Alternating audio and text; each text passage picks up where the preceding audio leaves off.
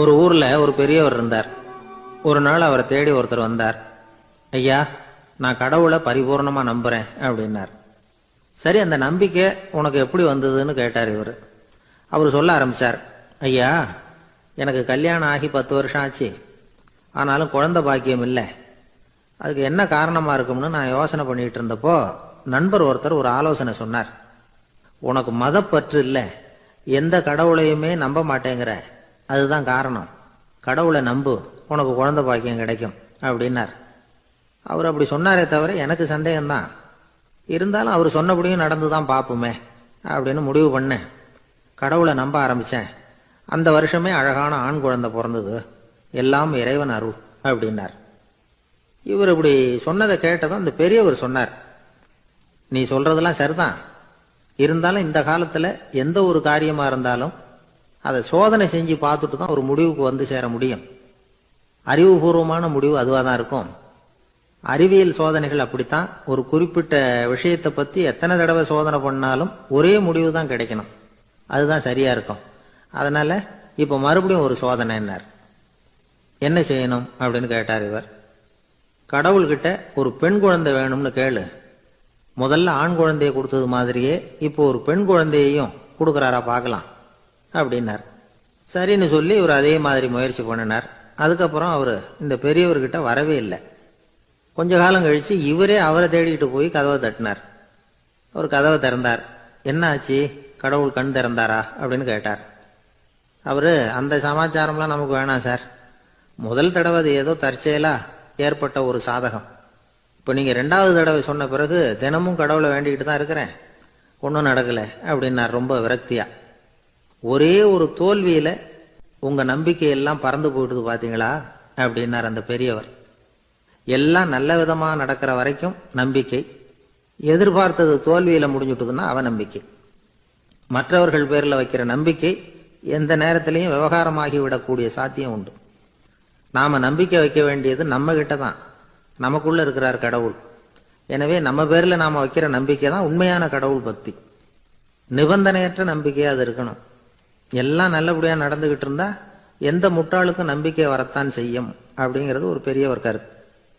தியானத்தின் மூலமா தான் உனக்குள்ள ஆழமா தோண்டுனா உன்னுடைய அடி ஆழத்துல நம்பிக்கை அப்படி ஊற்றெடுக்கும், அதை பார்க்க முடியும் அப்படிங்கிறது பெரியவர்கள் சிந்தனை.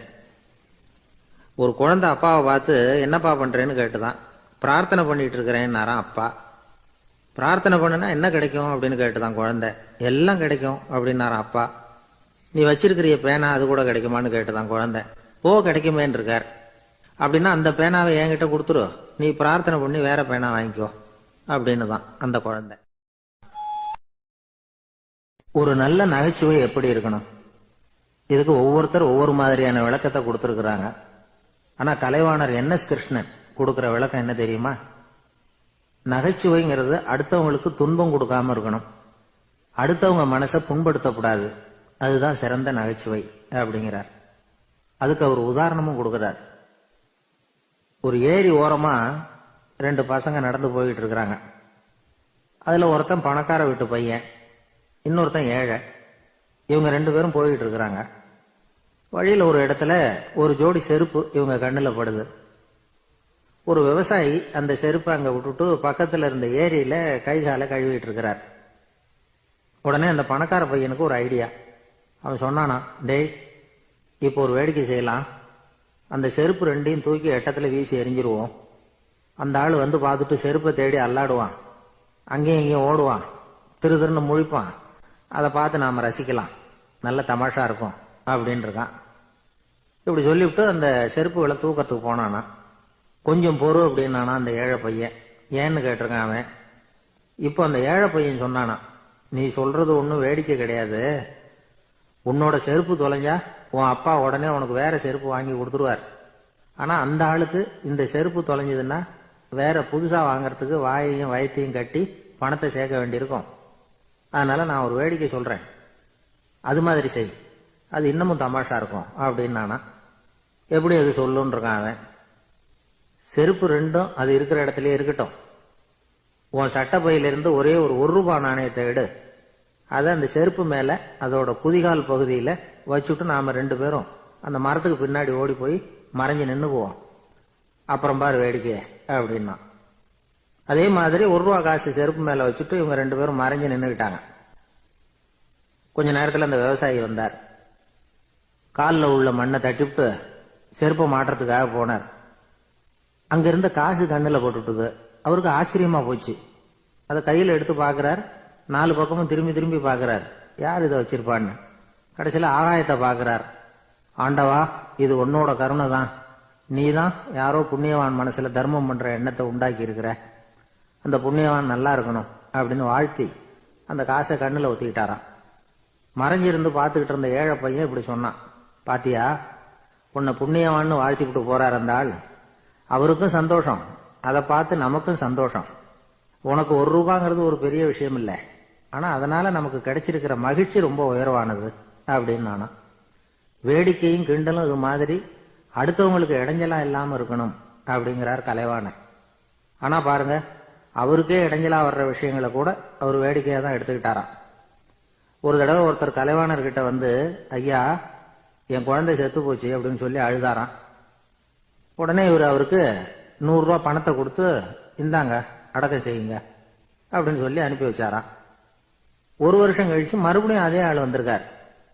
இவர் மறந்துருப்பாருங்கிற நினைப்புல, அண்ணே என் குழந்தை இறந்து போச்சுண்ணே அப்படின்னாராம். இவர் மறுபடியும் 100 ரூபாய் கொடுத்து ஆறுதல் சொல்லி அனுப்பி வச்சாராம். 7-8 மாசம் கழிச்சு மறுபடியும் அதே ஆள் வந்திருக்கார். அவர் வாயை திறக்கிறதுக்கு முன்னாடியே இவர் 100 ரூபாய் அவர் கையில வச்சு, போன 2 தடவை தான் குழந்தை செத்து போச்சு, இந்த தடவையாவது அதை சாகாம காப்பாத்தி விடு அப்படின்னு சொல்லி அனுப்பி வச்சாராம். அதுக்கப்புறம் அந்த ஆள் வர்றதே இல்லையா. ஒரு ஊர்ல ஒரு கோயில் இருந்தது. ரொம்ப பழைய கோயில். உள்ள போறதுக்கே பயமா இருக்கும். எந்த நேரத்துல இடிஞ்சு விழுந்துருமோ அப்படிங்கிற பயம். அப்படி இருந்ததுனால யாரும் துணிஞ்சு சாமி கும்பிடுறதுக்கு அங்க போறதில்லை. கோயிலுக்கு வர்ற கூட்டம் கொஞ்சம் கொஞ்சமா குறைய ஆரம்பிச்சுட்டுது. கோயில் நிர்வாகிகள் எல்லாரும் கூடி உட்காந்து பேசினாங்க. என்ன பண்ணலாம்னு யோசனை பண்ணாங்க. எந்த இடம் மோசமா இருக்கோ அந்த இடத்த பழுது பார்த்தாங்க. அங்க எங்க வர்ணத்தை பூசி கொஞ்சம் அழகுபடுத்தி பார்த்தாங்க. ஏதோ இந்த ஊர்ல கோயில்னு ஒன்று இருக்கு, அது மக்களுக்கு தெரியணும் அப்படிங்கிறதுக்காகத்தான் இப்படிலாம் பண்ணாங்க. இருந்தாலும் கோவில் இருக்கிற நிலைமை மக்களுக்கு தெரியும், அதனால அங்க வர்றது குறைச்சிக்கிட்டாங்க அவங்க. ஒரு கட்டத்தில் யாருமே வர்றதில்லை. நிலைமை அந்த அளவுக்கு ஆயிட்டுது. மறுபடியும் கோவில் நிர்வாகிகள் கூட்டம் நடந்தது. இந்த கூட்டம் கூட கோயிலுக்கு உள்ள நடக்கல, இடிஞ்சு விழுந்துருமோங்கிற பயம். அதனால வெளியில தான் உட்காந்து கூட்டத்தை நடத்தினாங்க. ஏன்னா உள்ள போறதுக்கு அவங்களுக்கும் துணிச்சல் கிடையாது. எந்த நேரமும் விழுந்துரும் போல இருந்தது அது. அது வழியா போறவங்க கூட வேகமா அந்த இடத்த கடந்து போக ஆரம்பிச்சுட்டாங்க. கோவில் நிர்வாகிகள் வெளியில உட்காந்து கூட்டம் போட்டாங்க இல்லையா, அந்த கூட்டத்துல 4 தீர்மானங்களை நிறைவேற்றினாங்க. அது என்ன 4 தீர்மானம்னா, முதல் தீர்மானம், இந்த கோவிலை இடிப்பது அப்படிங்கிற முடிவை இந்த கமிட்டி மிகவும் வருத்தத்துடன் ஏற்றுக்கொள்ளுகிறது அப்படின்னு நிறைவேற்றினாங்க. இதுக்கு பதிலா இன்னொரு கோவிலை உடனடியாக கட்டி முடிச்சுடணுங்கிறது 2வது தீர்மானம். 3வது தீர்மானம் என்ன தெரியுமா, பழைய கோவிலின் கதவுகள், அதிலிருந்து பிரிச்சு எடுக்கிற செங்கல், இதையே புது கோவில் கட்டுவதற்கு பயன்படுத்தி கொள்ள வேண்டியது. பழைய கோவில் இருந்த மாதிரியே அதே வடிவத்தில் புது கோவிலையும் கட்ட வேண்டியது. பழைய கோவிலின் அஸ்திவாரத்தை அப்படியே வச்சுக்கிட்டு அதுக்கு மேல நாம கோயிலை கட்டிக்க வேண்டியது. இதுதான் 3வது தீர்மானம். இதையும் கமிட்டி முழு மனசோட ஏத்துக்கிட்டது. இது வரைக்கும் சரி. இப்ப அந்த கமிட்டி 4வதா ஒரு முக்கியமான தீர்மானத்தை கொண்டுகிட்டு வந்து அதையும் ஏகமனதா நிறைவேற்றி விட்டது. அது என்ன தீர்மானம்னா, புதிய கோவில் கட்டி முடிக்கிற வரைக்கும் பழைய கோவிலை இடிக்கிறதில்லை அப்படிங்கிற தீர்மானம். எப்படி இருக்குது பாருங்க இது. பழசை இடிக்காத வரையில அதே இடத்துல புதுசா எப்படி கட்ட முடியும்? பல விஷயங்கள்ல நாம நடந்துகிற முறையும் இப்படிதான் இருக்குதான். வாழ்க்கையில முன்னேறணும்னு ஆசைப்படுவோம். அதே நேரத்துல அந்த முன்னேற்றத்துக்கு எது தடையா இருக்கோ அதை விட்டு விடுறதுக்கும் மனசு வராது. வெளிநாட்டுல ஒரு பெரிய விருந்து நடந்துகிட்டு இருந்துதான். எல்லாரும் மது கோப்பையும் கையுமா அலைஞ்சுகிட்டு இருக்கிறாங்க. ஒருத்தர் மட்டும் கையில எதுவும் இல்லாம ரொம்ப நல்ல பிள்ளையா சாதுவா ஒரு ஓரமா தனியா உட்கார்ந்துருக்கிறார். அவர்கிட்ட நெருங்கி, வாங்க மது சாப்பிடலாம் அப்படின்னு கூப்பிட்டாங்களாம். என்ன வற்புறுத்தாதீங்க, நான் என் மனசுக்குள்ள உறுதியா தீர்மானம் பண்ணிவிட்டேன் அப்படின்னாராம். என்ன தீர்மானம் பண்ணியிருக்கீங்க அப்படின்னு கேட்டிருக்காங்க. ஏற்கனவே முழு போதையில் இருக்கும் பொழுது மறுபடியும் மது கோப்பையை தொடரதில்லை அப்படின்னு தீர்மானம் பண்ணியிருக்கேன் அப்படின்னாராம். ஒரு ஊர்ல ஒரு குரு இருந்தார், ஜென் குரு. அவரை தேடிட்டு ஒரு மன்னர் வந்தார். வந்தவர் ஜப்பான் மன்னர். தோட்டக்கலையை பத்தி தெரிஞ்சுட்டு போறதுக்காக அவர் வந்தார். எப்படி தோட்டம் அமைக்கிறது அப்படிங்கிறத பத்தி அந்த குரு விவரமா சொல்லி கொடுத்தாரு. ஒரு நாள் 2 நாள் இல்லை, 3 வருஷம் கற்றுக் கொடுத்தார். அதுக்கப்புறம் சொன்னார், நான் கற்றுக் கொடுத்துட்டேன், இனிமேல் நீங்கள் போகலாம், போய் தோட்டம் அமைக்கலாம், அதுதான் உங்களுக்கு பரிசை. தோட்டம் அமைச்ச பிறகு சொல்லி அனுப்புங்க, நான் வந்து பார்க்குறேன்.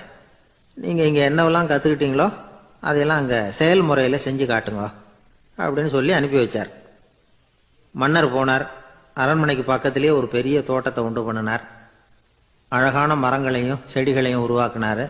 கிட்டத்தட்ட 1000 தோட்டக்காரர்களை பயன்படுத்தி 3 வருஷங்கள் முயற்சி பண்ணி அந்த அழகான தோட்டத்தை உருவாக்கினார். குரு கிட்ட இருந்து செய்தி வந்தது, நாளைக்கு வந்து தோட்டத்தை பார்க்கறேன் அப்படின்னு. மன்னர் உடனே சுறுசுறுப்பாயிட்டார். முதல் நாளே தோட்டத்தை சுத்தப்படுத்தினார். ராத்திரி பூரா யாரும் தூங்கல. எல்லாருக்கும் தோட்டத்தை ஒழுங்குபடுத்துற வேலை. அது அந்தந்த இடத்துல ஒழுங்கா இருக்குதா அப்படின்னு சரி பார்த்தாங்க. ஒரு தவறும் இல்லாத வகையில் அதை ஒழுங்குபடுத்தினாங்க. மறுநாள் குரு வந்தார், தோட்டத்தை பார்த்தார். அவருக்கு கோபம் வந்துட்டுது. மன்னருக்கு ஆச்சரியம், எப்பவும் சிரிச்சுக்கிட்டே இருக்கிறவர் இப்ப இப்படி இருக்கிறாரு அப்படின்னு. மெதுவா குரு கிட்ட போய், எல்லாம் சரியா தானே இருக்குது அப்படின்னார். எல்லாம் சரிதான், ஆனாலும் எங்கே அந்த பொன்னிற காற்று அப்படின்னார். உதிர்ந்த இலைகள், பொன் மஞ்சள் நிற இலைகள் காற்றில் அப்படி புரண்டு ஓடுவதை நான் பார்க்க முடியவில்லையே அப்படின்னாராம். அது இல்லாம இந்த தோட்டம் உயிரோட்டம் உள்ளதா இருக்காது, இதுல பாடல் இல்லை, ஆடல் இல்லை, அதெல்லாம் இல்லாம இந்த தோட்டம் ரொம்பவும் செயற்கையா தெரியுதுன்னாராம். மன்னர் இப்பதான் யோசனை பண்ணார். கீழே கிடந்த காஞ்சி போன இலைகள் மட்டும் இல்ல, மரத்துல இருந்த காஞ்சி போன இலைகளையும் அப்புறப்படுத்தி சுத்தமா வச்சிருக்கிறார்.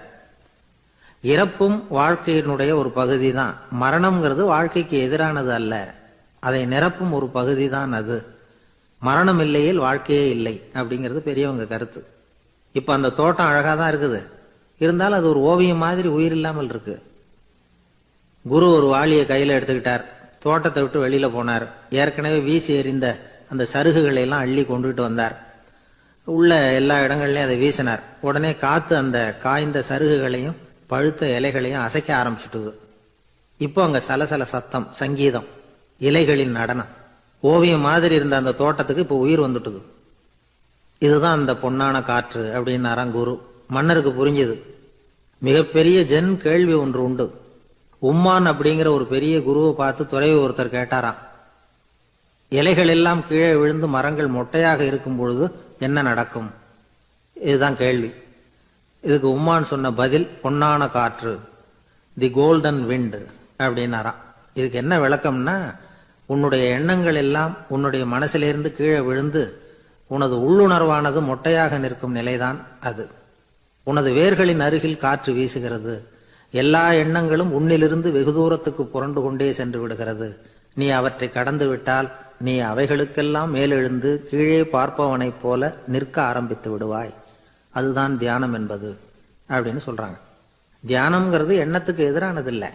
தியானம்ங்கிறது எண்ணங்களை கடந்து செல்வதுதான். அதுக்கப்புறம் நாம பொன்னிற காற்றுல ஆட ஆரம்பிச்சிருவோம். இதுதான் பெரியவர்கள் சொல்றது. என்கிட்ட ஒருத்தர் தோட்டம் அமைக்கணும்னு யோசனை கேட்டு வந்தார். எல்லாம் சொல்லி கொடுத்தேன். செடிகள்லாம் செழிப்பா வளரணும்னா வேர் காயாம பாத்துக்குங்க, தினமும் தண்ணி விடுங்க அப்படின்னு சொல்லி அனுப்பி வச்சேன். 1 மாசம் கழிச்சு ஒரு தோட்டத்தை பாக்குறதுக்காக போனேன். போய் பார்த்தா எல்லா செடியும் வாடி கிடக்குது. என்னங்க இப்படி பண்ணிவிட்டீங்க? என்ன, நீங்க சொன்னபடிதான் செஞ்சேன்னார். என்ன செஞ்சீங்கன்னு கேட்டேன். வேறு காயாம பார்த்து சொன்னீங்க, தினமும் ஒரு தடவை எல்லா செடியையும் ஒவ்வொன்னா புடுங்கி பார்த்து வேறு காயாம இருக்கா அப்படின்னு பார்த்துட்டு அதுக்கப்புறம் தண்ணி பாய்ச்சனே, அவ்வளவுதான் அப்படின்னார்.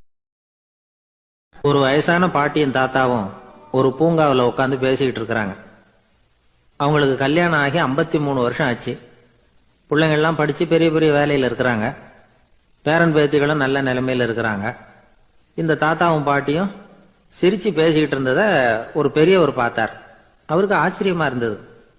இந்த வயசுலயும் இவ்வளவு அந்யோன்யமா இவங்க பேசிக்கிட்டு இருக்கிறாங்களே அப்படின்னு நினைச்சார்.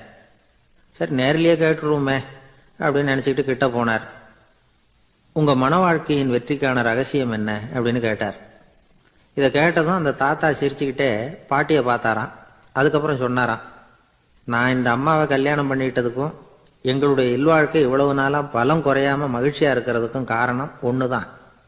அது என்ன காரணம்னா, எங்களுக்கு இடையில பொதுவா நிறைய குறைகள் உண்டு, அதுதான் காரணம் அப்படின்னாராம். அவர் சொல்றது சரிதான் அப்படிங்கிறது மாதிரியே அந்த பாட்டியும் அவரை நிமிர்ந்து பார்த்தாங்களாம். இந்த பெரியவர் மறுபடியும் அந்த பாட்டியை பார்த்து அதே கேள்வியை கேட்டிருக்கார். உங்களுடைய நீண்டகால மன வாழ்க்கைக்கு கிடைச்ச வெற்றி எதனாலேன்னு சொல்ல முடியுமா அப்படின்னு கேட்டாராம். அவங்களும் சிரிச்சுக்கிட்டே பதில் சொன்னாங்களாம். என்ன பதில் தெரியுமா? சில பேரை நாம குறிப்பிட்ட பண்புகளுக்காக நேசிக்கிறோம், வேற சிலரை நாம அந்த பண்புகள் இல்லாத குறைகளுக்காகவே விரும்பி பழகிறோம் இல்லையா அப்படின்னு கேட்டுட்டு தலையை குனிஞ்சுக்கிட்டாங்களாம் அந்த பாட்டியம்மா. அவங்க அப்படி சொன்னதை கேட்டதும் இவருக்கு புதுசா ஞானம் பிறந்தது மாதிரி இருந்துதான். இதுதான் மனம் நிறைந்த மன வாழ்க்கை அப்படிங்கிறார் சுவாமி சின்மயானந்தர். பண்புகளை எப்படி நேசிக்க முடியுதோ அதே மாதிரி பண்புகள் இல்லாத குறைகளையும் நேசிக்க முடியும். மனசுதான் காரணம். ஒரு மேல்நாட்டு தம்பதி, அவங்களும் தாத்தா பாட்டி தான். அவங்க 2 பேரும் ஒரு பூங்காவில் உட்காந்து சிரிச்சு பேசிக்கிட்டு இருக்கிறாங்க. அதை ஒருத்தர் பார்த்தார். அவருக்கு ஆச்சரியம், இவ்வளவு காலம் ஆகி இந்த வயசுலயும் இப்படி அன்பா பேசிக்கிட்டு இருக்கிறாங்களே அப்படிங்கிற ஆச்சரியம். கிட்ட நெருங்கி போனாரு. கேட்டார், ஏன் தாத்தா உங்களுக்கு கல்யாணம் ஆகி எவ்வளவு வருஷம் ஆச்சுன்னார். 55 வருஷம் ஆச்சுன்னாராம் அவரு. இன்னமும் இவ்வளவு சந்தோஷமா இருக்கிறீங்களே, அதுக்கு என்ன காரணம்னு கேட்டிருக்கார். அதுக்கு என்ன காரணம்னா, இதுவரைக்கும் எங்களுக்குள்ள சண்டையே வந்ததில்லை அப்படின்னாராம். அது எப்படி முடியும்னு கேட்டிருக்கார் இவர் ஆச்சரியமா. அந்த தாத்தா சொல்ல ஆரம்பிச்சாராம், இதை பாருப்பா, எங்களுக்கு கல்யாணம் ஆன புதுசுல நானும் என்னுடைய மனைவியும் ஒரு குதிரை மேல ஏறி ஒரு காட்டு வழியா போய்கிட்டு இருந்தோம். கொஞ்ச தூரம் போனதும் அந்த குதிரை எடக்கு பண்ணிச்சு. நான் உடனே கீழே இறங்கி அந்த குதிரையை பார்த்து, இது உனக்கு முதல் தடவை அப்படின்னு மிரட்டலா சொல்லிவிட்டு ஏறி உட்காந்தேன். மறுபடியும் போனோம். கொஞ்ச தூரம் குதிரை நல்லபடியா நடந்து போச்சு. மறுபடியும் எடக்கு பண்ண ஆரம்பிச்சுட்டுது. நான் கீழே இறங்கினேன். கையில் இருந்த சாட்டையால ஓங்கி ஒரு அடி கொடுத்தேன். இது உனக்கு 2வது தடவை அப்படின்னு சொல்லிவிட்டு ஏறி உக்காந்தேன். மறுபடியும் குதிரை கொஞ்ச தூரம் நல்ல விதமா நடந்து போச்சு. அப்புறமும் எடக்கு பண்ண ஆரம்பிச்சுட்டுது. அந்த சமயத்துல ஒரு ஆற்று பாலத்தை கடந்து போய்கிட்டு இருக்கிறோம். நான் கீழே இறங்கினேன். என்னுடைய மனைவியையும் கீழே இறங்க சொன்னேன். அந்த குதிரையை பிடிச்சி அப்படியே ஆத்துல தள்ளி விட்டுட்டேன். தள்ளி விட்டுட்டு, இது உனக்கு கடைசி தடவை அப்படின்னு சொன்னேன். அதை பார்த்ததும் என் மனைவி பதறி போயிட்டாங்க. போய், ஐயோ பாவம், என்ன இப்படி பண்ணிவிட்டீங்க, உங்களுக்கு மனசுல கொஞ்சம் கூட இறக்கமே இல்லையா அப்படின்னாங்க. நான் மெதுவா இவங்க பக்கம் திரும்பி, இது உனக்கு முதல் தடவை அப்படின்னேன். அவ்வளவுதான், அன்னையிலேருந்து இன்னைய வரைக்கும் ஒரு நாள் கூட எங்களுக்குள்ள சண்டையே வந்ததில்லை அப்படின்னு விளக்கம் கொடுத்தார் அந்த தாத்தா. ஒரு ஆளு வேகமா நடந்து போய்கிட்டு இருந்தான். அவன் வேகமா நடக்கிறதுக்கு காரணம் வெயில் காலம், காலில் செருப்பு இல்லை, மணல் பாதை, அதுதான் வேகம். காலில் செருப்பும் இல்லாம கையில குடையும் இல்லாம அந்த ஆளு வெயில்ல நடந்து போய்கிட்டு இருக்கிறான். அந்த சமயத்துல இன்னொருத்தன் குதிரை மேல ஏறி அந்த வழியா வந்துகிட்டு இருக்கிறான். அவன் காலில் செருப்பும் இருந்தது, கையில குடையும் இருந்தது. நடந்து போய்கிட்டு இருந்தவன் அந்த குதிரை ஆசாமியை பார்த்து கேட்டான், ஐயா, நீங்களும் குதிரை மேல உட்காந்துக்கிட்டு போய்கிட்டு இருக்கிறீங்க, அப்படி இருக்கிறப்போ உங்களுக்கு அந்த செருப்பு என்னத்துக்கு, அதை எனக்கு கொடுத்து உதவலாமே அப்படின்னா. குதிரை மேல உட்காந்துருந்தவன் யோசனை பண்ணி பார்த்தான். இவன் சொல்றது நியாயம்தானே அப்படின்னு சொல்லி தன்னுடைய செருப்பை கழட்டி அந்த வழிப்போக்கனுக்கு கொடுத்துட்டான். ரொம்ப நல்லதுங்க அப்படின்னு சொல்லி இவன் அதை வாங்கி காலில் மாட்டிக்கிட்டான். அதுக்கப்புறம் மறுபடியும் இவன் ஆரம்பிச்சான், ஐயா, நீங்க குதிரையில் போறதுனால போக வேண்டிய இடத்துக்கு வேகமா போய் சேர்ந்துருவீங்க, அதனால உங்க கையில் அந்த குடை என்னத்துக்கு, நான் நடந்து போயிட்டு இருக்கிறவன் ரொம்ப நேரம் நடக்க வேண்டியிருக்கும் இந்த வெயில்ல, அதனால அந்த கொடையையும் எனக்கு கொடுங்களேன் அப்படின்னா. குதிரை வீரன் யோசனை பண்ணி பார்த்தான், இதுவும் நியாயம்தானே அப்படின்னு அவனுக்கு தோணுச்சு. உடனே இறக்கப்பட்டு தன் காலில் இருந்த செருப்பை கொடுத்தது மாதிரியே தன் கையில் இருந்த கொடையையும் இவங்கிட்ட கொடுத்துட்டான். அதுக்கப்புறம் அவன் நிம்மதியா புறப்பட்டான். இப்ப மறுபடியும் கை தட்டி அவனை நிறுத்தினான். கீழே நின்றுட்டு இருந்தவன், என்னப்பா ஏன் என்ன நிறுத்தின, இன்னும் ஏதாவது வேணுமா உனக்கு அப்படின்னா குதிரையில இருந்தவன். இவன் மெதுவா வாயை திறந்து, அந்த குதிரையையும் என்கிட்ட கொடுத்துருங்களேன்னா. அந்த குதிரை வீரன் இப்ப ஒரு கணம் யோசனை பண்ணி பார்த்தான். உடனே என்ன பண்ணான் தெரியுமா, தன்கிட்ட இருந்த குதிரை சவுக்கை எடுத்தான். குதிரை சவுக்கால அந்த ஆளை வாங்குவாங்கன்னு வீசி தள்ளிவிட்டான். இவ்வளவு சவுக்கடியும் வாங்கிக்கிட்டு இந்த ஆள் என்ன பண்ணான் தெரியுமா? சிரிக்கிறான். அடி வாங்கிட்டு யாராவது சிரிப்பாங்களா? குதிரை வீரனுக்கு ஒன்றும் புரியல. என்னப்பா அது, ஏன் இப்படி அடி வாங்கிட்டு இப்படி சிரிக்கிறியே அப்படின்னு கேட்டான். இப்ப அந்த வழிப்போக்கன் சொல்றான், ஐயா நான் இப்படி சிரிக்கிறதுக்கு காரணம் இருக்கு. இப்படி குதிரை கேட்டு உங்ககிட்ட அடி வாங்கலைன்னு வச்சுக்கோங்க, என் உயிர் உள்ள வரைக்கும் மனசுல ஒரு தவிப்பு இருந்துகிட்டே இருக்கும். செருப்பையும் கொடையையும் கேட்ட உடனே கொடுத்தவன் குதிரையையும் கேட்டிருந்தா கொடுத்துருப்பானோ அப்படிங்கிற பேராசையில ஏங்கிக்கிட்டே இருந்திருப்பேன். இப்ப உங்ககிட்ட அடி வாங்கின பிறகு என்னுடைய அந்த சந்தேகம் தீர்ந்து போச்சு. என்னுடைய ஆசைக்கு எல்லை எது அப்படிங்கறத எனக்கு புரிஞ்சுட்டுது அப்படின்னு சொல்லிவிட்டு அவன் நடக்க ஆரம்பிச்சுட்டானான். ஆசைக்கும் எல்லை உண்டு அப்படிங்கிறத விளக்கறதுக்காக வாரியார் சுவாமிகள் சொல்ற கதை இது. இந்த காலத்திலயும் ஒருத்தன் அது மாதிரி கொடை செருப்போட குதிரையில போய்கிட்டு இருந்தான். எதிரில் நடந்து வந்தவன், ஐயா உங்க கொடையை எனக்கு கொடுங்களேன்னு கேட்டான். உடனே அவன் குதிரையிலிருந்து கீழே குதிச்சு அவனை சாட்டையால் அடிக்க ஆரம்பிச்சுட்டான். இன்னொருத்தர் அந்த வழியா வந்தவர் இதை பார்த்தார்.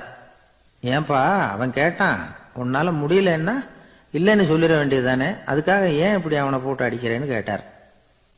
உங்களுக்கு விவரம் புரியாது சார், காலம் ரொம்ப கெட்டு போச்சு. கேட்டதை கொடுத்தேன்னு வச்சுக்கோங்க, இந்த குதிரையே என்னோடது, அவன் திருடிக்கிட்டு போறான் அப்படின்னு என் பேர்ல புகார் கொடுக்க ஆரம்பிச்சிருவான் சார் அப்படின்னா. அது எப்படி அவ்வளவு உறுதியா சொல்றேன்னு கேட்டார் அவரு. ஏற்கனவே அது மாதிரி ஒருத்தன் பேர்ல புகார் கொடுத்துட்டு தான் இந்த குதிரையை நான் தள்ளிட்டு வந்துகிட்டு இருக்கிறேன். ஒரு காட்டுல ஒரு முனிவர் இருந்தார். ஒரு நாள் அவரை தேடிட்டு 4 பேர் வந்தாங்க. சுவாமி எங்களுக்கு ரொம்ப நாளா ஒரு சந்தேகம்னாங்க. என்னன்னு கேட்டார். இந்த உலகத்துல எவ்வளவோ காரியங்கள் நடக்குது, எது நியாயம் எது அநியாயம் அப்படின்னு புரிஞ்சுக்க முடியலன்னாங்க. அது யாராலையும் புரிஞ்சுக்க முடியாதுன்னார் முனிவர். வந்தவங்களுக்கு ஆச்சரியமா போச்சு, ஒரு மாதிரியா பார்த்தாங்க. இத முனிவர் கவனிச்சார். சரி புறப்படுங்க என்னோடன்னார். எங்கன்னு கேட்டாங்க.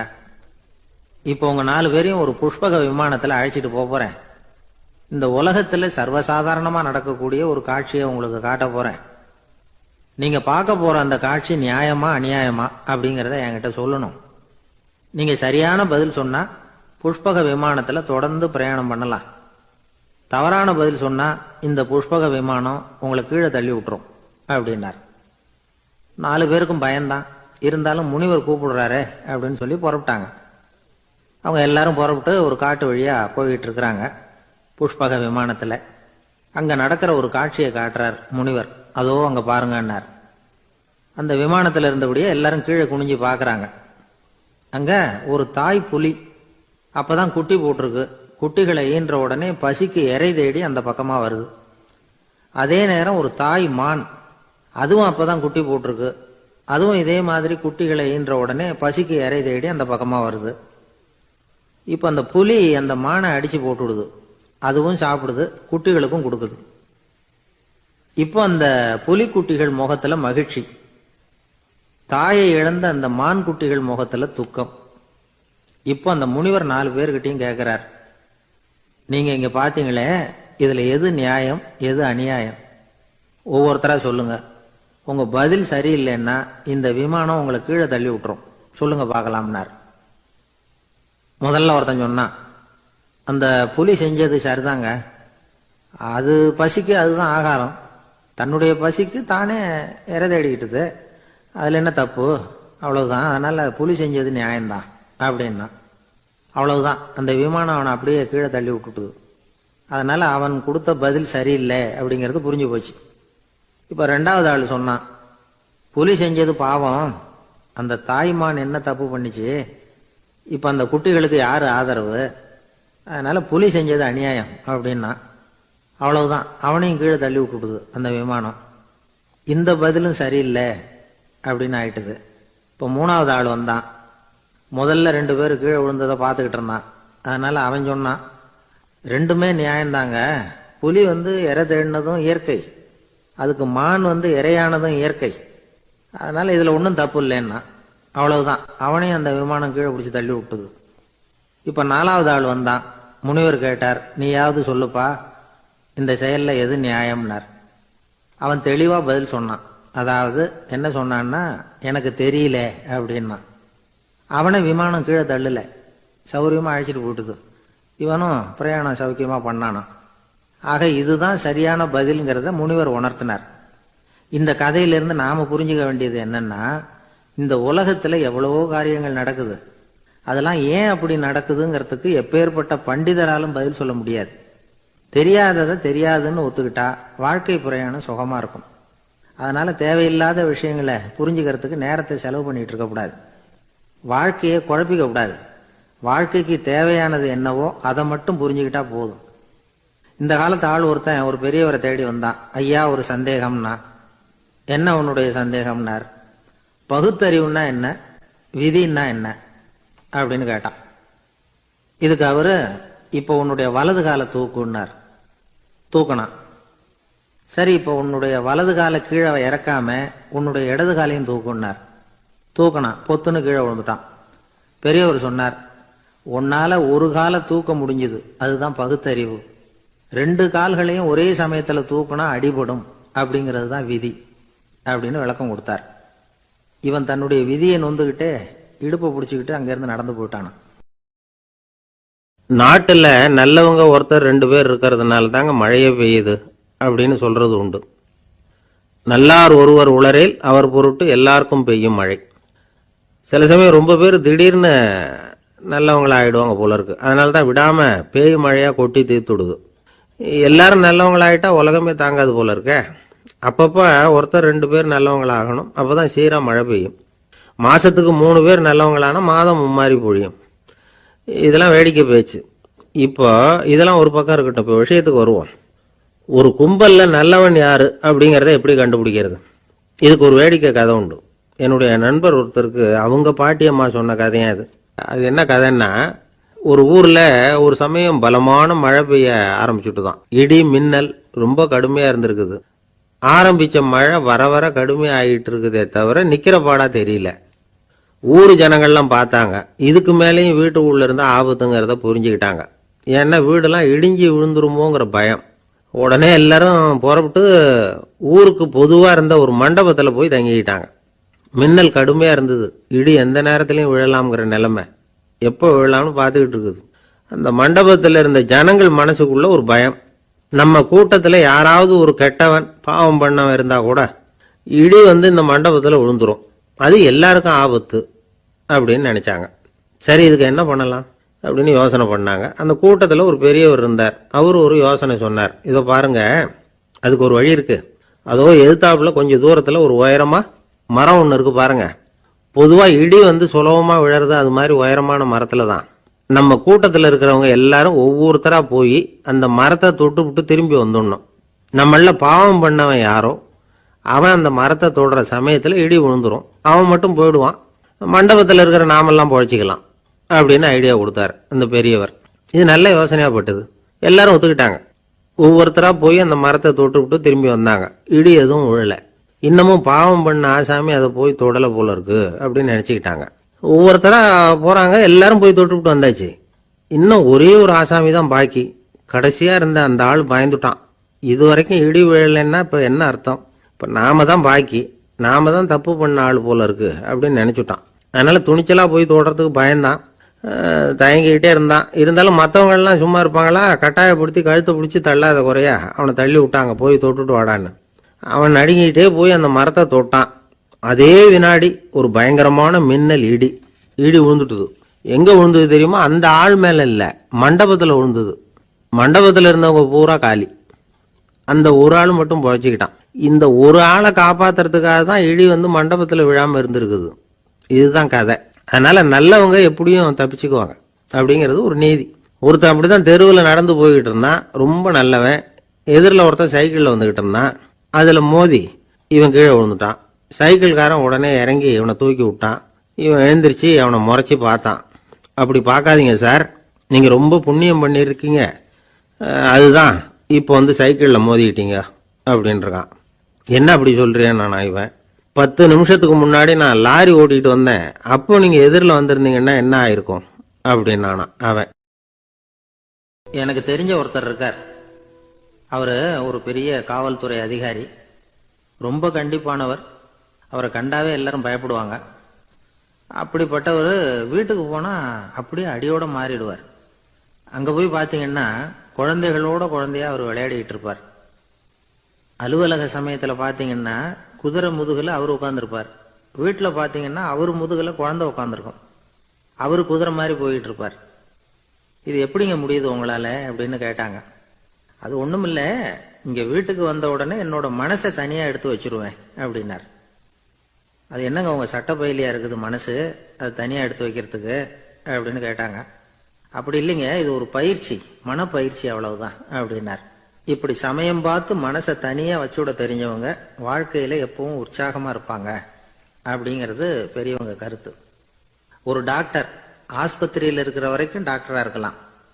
அவர் மனைவிகிட்டையும் அவர் டாக்டரா இருக்க வேண்டிய அவசியம் இல்லை. ஒரு வக்கீல் கோர்ட்ல இருக்கிற வரைக்கும் வக்கீலா இருக்கலாம். வீட்டுக்கு வந்ததுக்கு அப்புறமும் வக்கீலா இருக்க வேண்டிய அவசியம் கிடையாது. வீட்டுல குழந்தைகள்கிட்ட விளையாடும் பொழுதும் அதுகள்கிட்ட ஃபீஸ் கேட்டுக்கிட்டு இருக்கக்கூடாது. நாம எப்படி இருக்கணும்னு பெரியவங்க சொல்றாங்கன்னா, மனசோட சேரப்படாதான். அப்படி சேராம வாழ்க்கையை கவனிக்கணுமா. மனசை அப்படியே தனியா எடுத்து பக்கத்துல வச்சுடணும். அப்படின்னா அதை அப்படியே தூக்கி எறிஞ்சுடு அப்படின்னு அர்த்தம் இல்லை. ஏன்னா மனசுங்கிறது நமக்கு உபயோகப்படக்கூடிய ஒண்ணுதான். எப்ப எப்போ அது தேவையோ அப்பப்போ எடுத்து உபயோகப்படுத்திக்கணும். தேவைப்படுறப்போ எடுத்து கண்ணாடியை மாட்டிக்கிறோம்ல, படிக்கும் பொழுது கண்ணாடி தேவைப்படுதோ எடுத்து மாட்டிக்கிறோம் இல்லையா, அது மாதிரி கணக்கு போடுறதுக்கு மனசு தேவை. கடைக்கு போய் ஒரு பொருள் வாங்குறோம், காசு கொடுக்குறோம், மீதி சில்லறை சரியா இருக்கா அப்படின்னு எண்ணி பார்த்து வாங்க வேண்டியிருக்கு. அந்த சமயத்துல மனசை எடுத்து தனியா வச்சுட்டேன் அப்படின்னு சொல்லிட்டு இருக்கக்கூடாது. பரீட்சைக்கு படிக்க வேண்டியிருக்குது, படிச்சதையெல்லாம் அப்படியே நினைவுல வச்சுக்க வேண்டியிருக்கு. அந்த சமயத்துல மனசை தூக்கி எறிஞ்சுட்டேன் சார் அப்படின்னு சொல்லிட்டு இருக்கக்கூடாது. அப்படி சொன்னா பரீட்சை நம்மளை தூக்கி எறிஞ்சிடும். அதனால தேவைப்படுறப்போ மனசை உபயோகப்படுத்தணும், தேவையில்லாதப்போ அதை தனியா ஓய்வு எடுத்துக்க விட்டுடணும். இப்படி நாம பழக்கப்படுத்திக்கிட்டா வாழ்க்கைங்கிறது நமக்கு புதுசா தெரியுமா. மனசுக்கும் ஒரு சக்தி கிடைக்கும். எந்திரங்களுக்கு ஓய்வு கொடுக்கற மாதிரி மனசுக்கும் ஓய்வு கொடுக்கணும், இல்லைன்னா அது களைச்சு போயிடும். குழந்தைகள் மனசை சுமந்துகிட்டு இருக்கிறது இல்ல. இது முதியவர்கள் குழந்தைகள் கிட்டே இருந்து கத்துக்க வேண்டிய ஒரு பாடம். ஆனாலும் இந்த கால குழந்தைகள் கிட்ட ரொம்ப எச்சரிக்கையா இருக்க வேண்டியிருக்கு. ஒரு தாத்தாவும் பேரனும் விளையாடிக்கிட்டு இருக்கிறாங்க. தாத்தா, எனக்கு சைக்கிள் ஓட்ட கத்து கொடு அப்படிங்கிறான் பேரன். சைக்கிள் உயரம் கூட இல்லை, அதுக்குள்ள சைக்கிள் ஓட்டணுமா அப்படின்னார் தாத்தா. ஏன் தாத்தா, ரயில் ஓட்டுறாரே, அவர் என்ன ரயில் நீளமா இருக்கார் அப்படின்னு கேட்டானா அந்த பையன். ஒரு ஊர்ல ஒரு ஆள் இருந்தான், தையல் கடை வச்சிருந்தான். அவன்கிட்ட ஒருத்தன் ஒரு சட்டை துணி எடுத்து கொடுத்து தைக்க சொல்லியிருந்தான். வர்ற சனிக்கிழமை வா, வாங்கிட்டு போ அப்படின்னு அவன் சொல்லியிருந்தான். அதே மாதிரி அவன் வந்தான். அவன் தச்சு வச்சிருந்த சட்டையை கொடுத்தான். இவன் வாங்கி அங்கேயே போட்டு பார்த்தான். கை நீளம் ஒண்ணுக்கு ஒண்ணு வித்தியாசமா இருந்தது. வலது கை இடது பக்கத்தை விட நீளம் குறைச்சலா இருந்தது. இவன் முணுமுணுக்க ஆரம்பிச்சுட்டான், என்ன இது இப்படி தச்சு விட்டியே அப்படின்னு. இதுக்கு அவன் சொன்னான், ஐயா இதுக்காகவா சங்கடப்படுறீங்க, வலது கையை மட்டும் கொஞ்சம் உள்ள இழுத்தாப்புல வச்சுக்கிட்டீங்கன்னா சரியா போடும். மற்றபடி அந்த சட்டையில உள்ள கலை அம்சத்தை கவனிங்க, எவ்வளவு அற்புதமா தைச்சிருக்கேன் பாருங்க. ஒரு சின்ன குறைய பொருட்படுத்தாதீங்க. நான் சொன்னது மாதிரி கையை கொஞ்சம் உள்ள இழுத்து வச்சுக்கிட்டு நீங்க பாட்டுக்கு நடந்து போங்க, ஜோரா இருக்கும் அப்படின்னா. அவனும் யோசனை பண்ணி பார்த்தான். சரியான யோசனையா தான் தோணுச்சு. கொஞ்சம் முயற்சி பண்ணி வலது கையை உள்ள இழுத்து சட்டை சரியா இருக்கிறது மாதிரி பண்ணிட்டான். இப்ப மறுபடியும் ஒரு பிரச்சனை. வலது கையை உள்ள இழுத்த மாதிரி வச்சுக்கிட்டதும் முதுகு பக்கம் கொஞ்சம் துணி தளர்ந்து தொங்குறது மாதிரி ஆயிட்டுது. என்ன இது, முதுகு பக்கம் துணி குவிஞ்சுட்டுத, அப்படியே தொங்குறது மாதிரி இருக்க அப்படின்னு அவன் மறுபடியும் ஆரம்பிச்சான். ஐயா இதுக்காகவா கவலைப்படுறீங்க, உடம்பு அதுக்கு தகுந்த மாதிரி கொஞ்சம் வளைச்சுக்கிட்டா போச்சு. இதுக்காக அந்த அழகான தையலை பிரிச்சு அதுல உள்ள கலை அம்சத்தை கெடுக்கிறதுக்கு என் மனசு இடம் கொடுக்கல. எவ்வளவுக்கு தளர்த்தியா இருக்கோ அவ்வளவுக்கு கொஞ்சம் உடம்ப வளைச்சி அப்படியே வச்சுங்க, சரியா போடும் அப்படின்னா. இதுவும் நல்ல யோசனையா போடுது அப்படின்னு நினைச்சானா இவன். சரின்னு சொல்லிவிட்டு புறப்பட்டான். தெருவில் இறங்கினான். கையை கொஞ்சம் உள்ள இழுத்தான், உடம்ப கொஞ்சம் வளைச்சி வச்சுக்கிட்டான், சட்டைக்கு தகுந்த மாதிரி பண்ணிட்டான். அப்படியே மெதுவா நடந்து போனான். இப்போ எதிரில் இன்னொருத்தன் வந்தான். இவனை பார்த்தான். இவன் போட்டிருக்கிற சட்டையை பார்த்தான். ஆஹா, அற்புதமா இருக்கு. நானும் சும்மா சொல்லக்கூடாது, ரொம்ப நல்லா இருக்குது இது. நிச்சயமா இது இந்த ஊர் மேல தெருவில் ஒருத்தன் இருக்கிறானே அவன் தைச்சதா தான் இருக்கணும் அப்படின்னு நானா. இதை கேட்டதும் அவனுக்கு ஆச்சரியம் ரொம்ப. எப்படி அவ்வளவு கரெக்டா கண்டுபிடிச்சிங்க அப்படின்னு கேட்டிருக்கான். இதுக்கு அந்த வழிபோக்கம் சொன்னானா, அவன் ரொம்ப கெட்டிக்காரன், உங்களை மாதிரி உடம்பும் கையும் வளைஞ்சு போன ஒரு ஆளுக்கு அவனை தவிர வேற யாராலையும் இவ்வளவு பொருத்தமான சட்டையை தைக்க முடியாது அப்படின்னு நானா. பாருங்க, அவனுக்காக இவன் அனுசரிக்க போய் இவனோட நிலைமை எப்படி ஆயிட்டு பாருங்க. இதே மாதிரி தான் சில சடங்குகளும் சம்பிரதாயங்களும் நம்மளை கோமாளியா ஆக்கி விட்டுரும். எதுவா இருந்தாலும் அதுல அறிவுபூர்வமான அணுகுமுறை அவசியம். ஒரு நர்ஸ் அவசரமா ஓடி வந்து டாக்டர் கிட்ட சொல்லிச்சான், டாக்டர், ஒரு தப்பு நடந்து போச்சு. 10ஆம் நம்பர் பெட்ல இருக்கிற பேஷண்ட்டுக்கு காலில் ஆபரேஷன் பண்றதுக்கு பதிலா கையில் ஆபரேஷன் பண்ணிவிட்டீங்க. கையை ஆபரேஷன் பண்ண வேண்டிய ஆள் 7ஆம் நம்பர் பெட்ல இருக்கார் அப்படின்னு தான். இதுக்கு அவர் பதட்டப்படாம சொன்னாராம், பரவாயில்ல, இவரை தூக்கி 7ஆம் நம்பர் பெட்ல போட்டுரு அப்படின்னாராம். ஒரு காட்டுல ஒரு நரி இருந்தது. ஒரு நாள் காலை நேரம் அது தன்னுடைய இருப்பிடத்திலிருந்து வெளியில வந்தது. கொஞ்ச தூரம் நடந்து வந்தது. அப்பதான் அது தன்னோட நிழலை கவனிச்சு பார்த்தது. பார்த்தா அது ரொம்ப நீளமா பெருசா இருக்குது. காலை நேரத்துல நிழல் அப்படித்தானே இருக்கும். ஆனா அந்த நரிக்கு அந்த விஷயம் தெரியல. தன்னுடைய நீண்ட பெரிய நிழலை பார்த்து ஆச்சரியப்பட்டது. ஆஹா, நாம இவ்வளவு பெருசாவா இருக்கிறோம் அப்படின்னா என்னுடைய காலை சாப்பாட்டுக்கு ஒரு யானை இல்லைன்னா ஒரு ஒட்டகம் கிடைச்சாதான் சரியா இருக்கும் போல இருக்கு அப்படின்னு முடிவு பண்ணிட்டுது. உடனே ஒரு யானை அல்லது ஒட்டகத்தை தேடி அலைஞ்சது, எங்க கிடைக்கும்னு. கிடைக்கவே இல்லை. மத்தியானம் 12 மணி ஆயிட்டுது. பசியோட அலையுது. இப்ப தன்னோட நிழலை பார்த்தது. அது மத்தியான நிழல் எப்படி இருக்கும், அது ரொம்பவும் குறுகி போய் தெரிஞ்சது. உடனே அந்த நரி என்ன நினைச்சுக்கிட்டு தான் தெரியுமா, காலை ஆகாரம் சாப்பிடாததுனால நம்ம உடம்பு இப்படி அழைச்சு போட்டுதே அப்படின்னு நினைச்சுக்கிட்டு தான். கொஞ்ச நேரம் கழிச்சு மறுபடியும் தன்னுடைய நிழலை பார்க்குது. அது இன்னமும் குறுகி போய் காலடியிலேயே வந்துட்டுது. அதுக்கு பயமா போயிடுது. ஐயோ, இன்னும் கொஞ்ச நேரத்துல நாம இறந்துருவோம் போல இருக்க, இப்ப என்ன செய்யறது? இந்த சமயத்துல ஒரு எறும்பு கிடைச்சா கூட போதும், அதை நம்ம காலை ஆகாரமா நினைச்சு சாப்பிட்டுள்ளாமே அப்படின்னு நினைச்சுதான். நம்முடைய நிழல் கூட நம்மள மாதிரியே தான் அடிக்கடி மாறிக்கிட்டே தான் இருக்குது. அது எப்பவும் ஒரே மாதிரி இருக்கிறது இல்ல. மனிதனுக்கு ஏற்படுகிற தன்முனைப்பு இருக்கு பாருங்க, ஈகோ, அது கூட ஒரு நிழல் மாதிரி தானா. அப்படி நினைக்க ஆரம்பிச்சுட்டா அதனால ஏதும் பிரச்சனை வராதான். தன்முனைப்பை நிழல் போலவே ஏற்றுக்கொள்ளுங்கள் அப்படிங்கிறது பெரியவங்க கருத்து. ஒரு காரியத்தை வெற்றிகரமா நல்ல விதமா செஞ்சு முடிக்கிறோம்னு வச்சுக்கோங்க, அந்த சமயத்துல ஒரு வித நுட்பமான தற்பெருமை நமக்குள்ள உண்டாகுது. இது இயற்கையானது, அதனால இது மேல பற்று வைக்கக்கூடாது.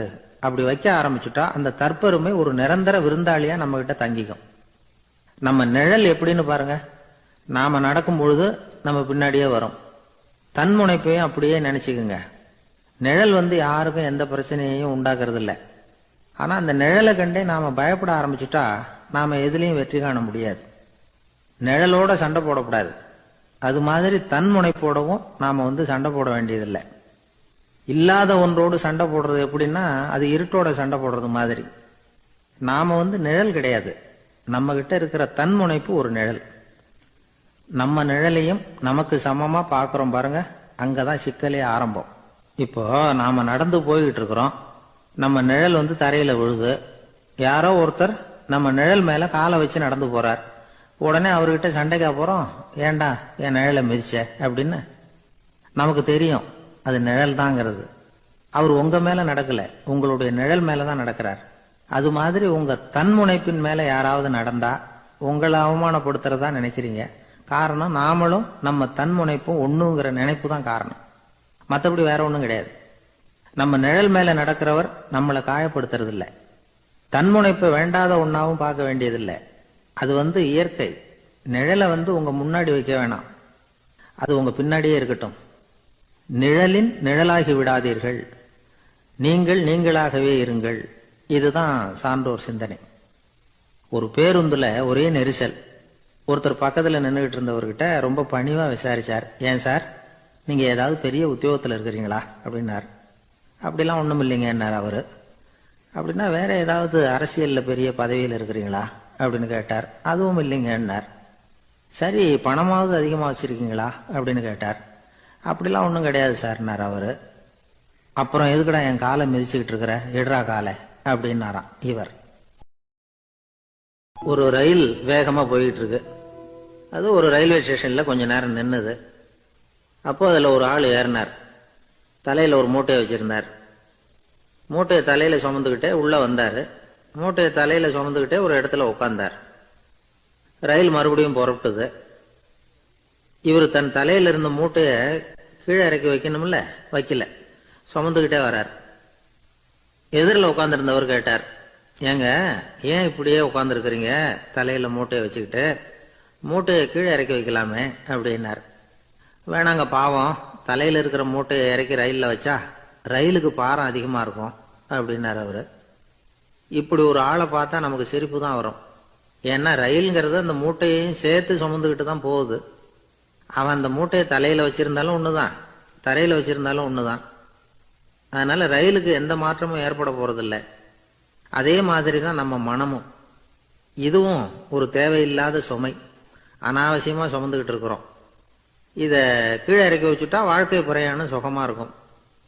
ரயில் பிரயாணம் பண்ற அந்த ஆள் மூட்டையை சுமக்கிறான், வாழ்க்கை பிரயாணம் பண்ற நாம மனசை சுமக்கிறோம்.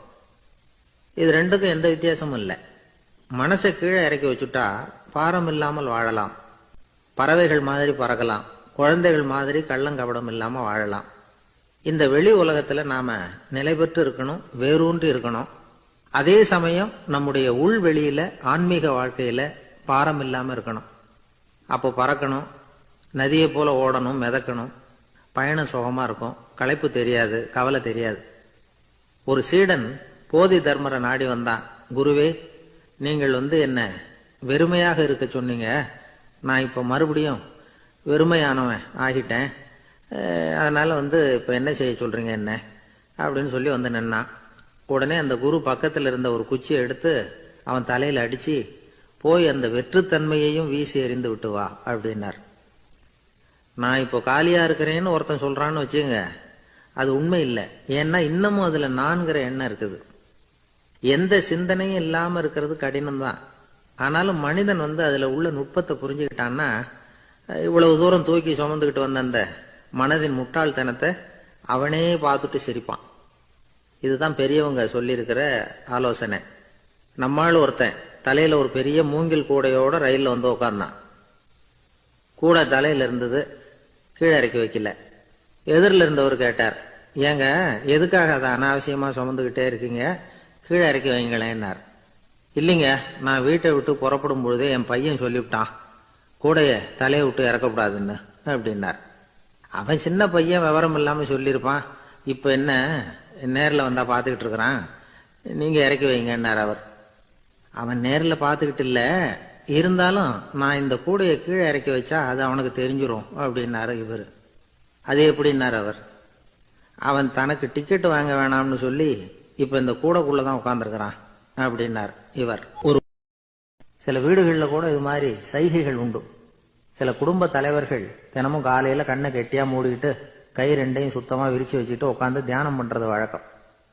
எதுக்காக அப்படி பண்றீங்கன்னு ஒருத்தரை பார்த்து கேட்டேன். இந்த மாசம் வாங்கின சம்பளம் பூரா தீர்ந்து போச்சு, இனிமே என் கையில சுத்தமா ஒண்ணும் இல்லை, புதுசா எதுவும் செலவு வச்சுடாத அப்படிங்கறத அப்படி உள்ளங்கை ரெண்டையும் விரிச்சு காட்டி அவங்களுக்கு உணர்த்தினேன், அவ்வளவுதான் அப்படின்னார். ஒரு ஊர்ல ஒரு மன்னர் இருந்தார். அழகான அரண்மனையில அவர் இருந்தார். அந்த அரண்மனையை விட அழகா ஒரு மாளிகையை அந்த ஊர்லயே வேற ஒருத்தன் கட்டியிருந்தான். அப்படி கட்டி முடிச்சதுல அவனுக்கு ரொம்ப பெருமை. எத்தனையோ செல்வந்தர்கள்லாம் பார்த்துட்டு, இந்த மாளிகையை விலைக்கு கொடுத்துடுறியா, எவ்வளவு விலை சொன்னாலும் சரி நாங்க வாங்கிக்கிறதுக்கு தயாரா இருக்கோம் அப்படின்னு சொல்லி கேட்டு பார்த்துட்டாங்க. நான் இதை விற்கிறதுக்கு தயாரா இல்ல அப்படின்னு சொல்லிவிட்டான். அவ்வளவு சிறப்பா கலை அம்சத்தோடு அதை கட்டி முடிச்சிருக்கிறான்.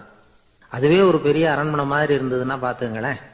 சுற்றிலும் அழகான பூந்தோட்டம். ஒரு நாள் அவன் எங்கேயோ வெளியூர் போயிட்டு திரும்பி வந்துகிட்டு இருக்கிறான். அப்போ அந்த மாளிகை தீப்பெட்டி எரிஞ்சுக்கிட்டு இருக்கு. பதறி போட்டான். விலைக்கு கேட்டவங்க யாராவது இதை செஞ்சிருக்கணும், இல்லைன்னா மன்னரே செய்த சதியோ என்னவோ, இப்படிலாம் அவனுக்கு சந்தேகம். ஒரு மூலையில உட்காந்து அழ ஆரம்பிச்சுட்டான். அந்த சமயத்துல அவனுடைய மகன் அங்க ஓடி வந்தான். அப்பா அழாதீங்க, இதை நான் நேத்து ராத்திரியே நம்ம ஊர் மன்னருக்கு வித்துட்டேன்.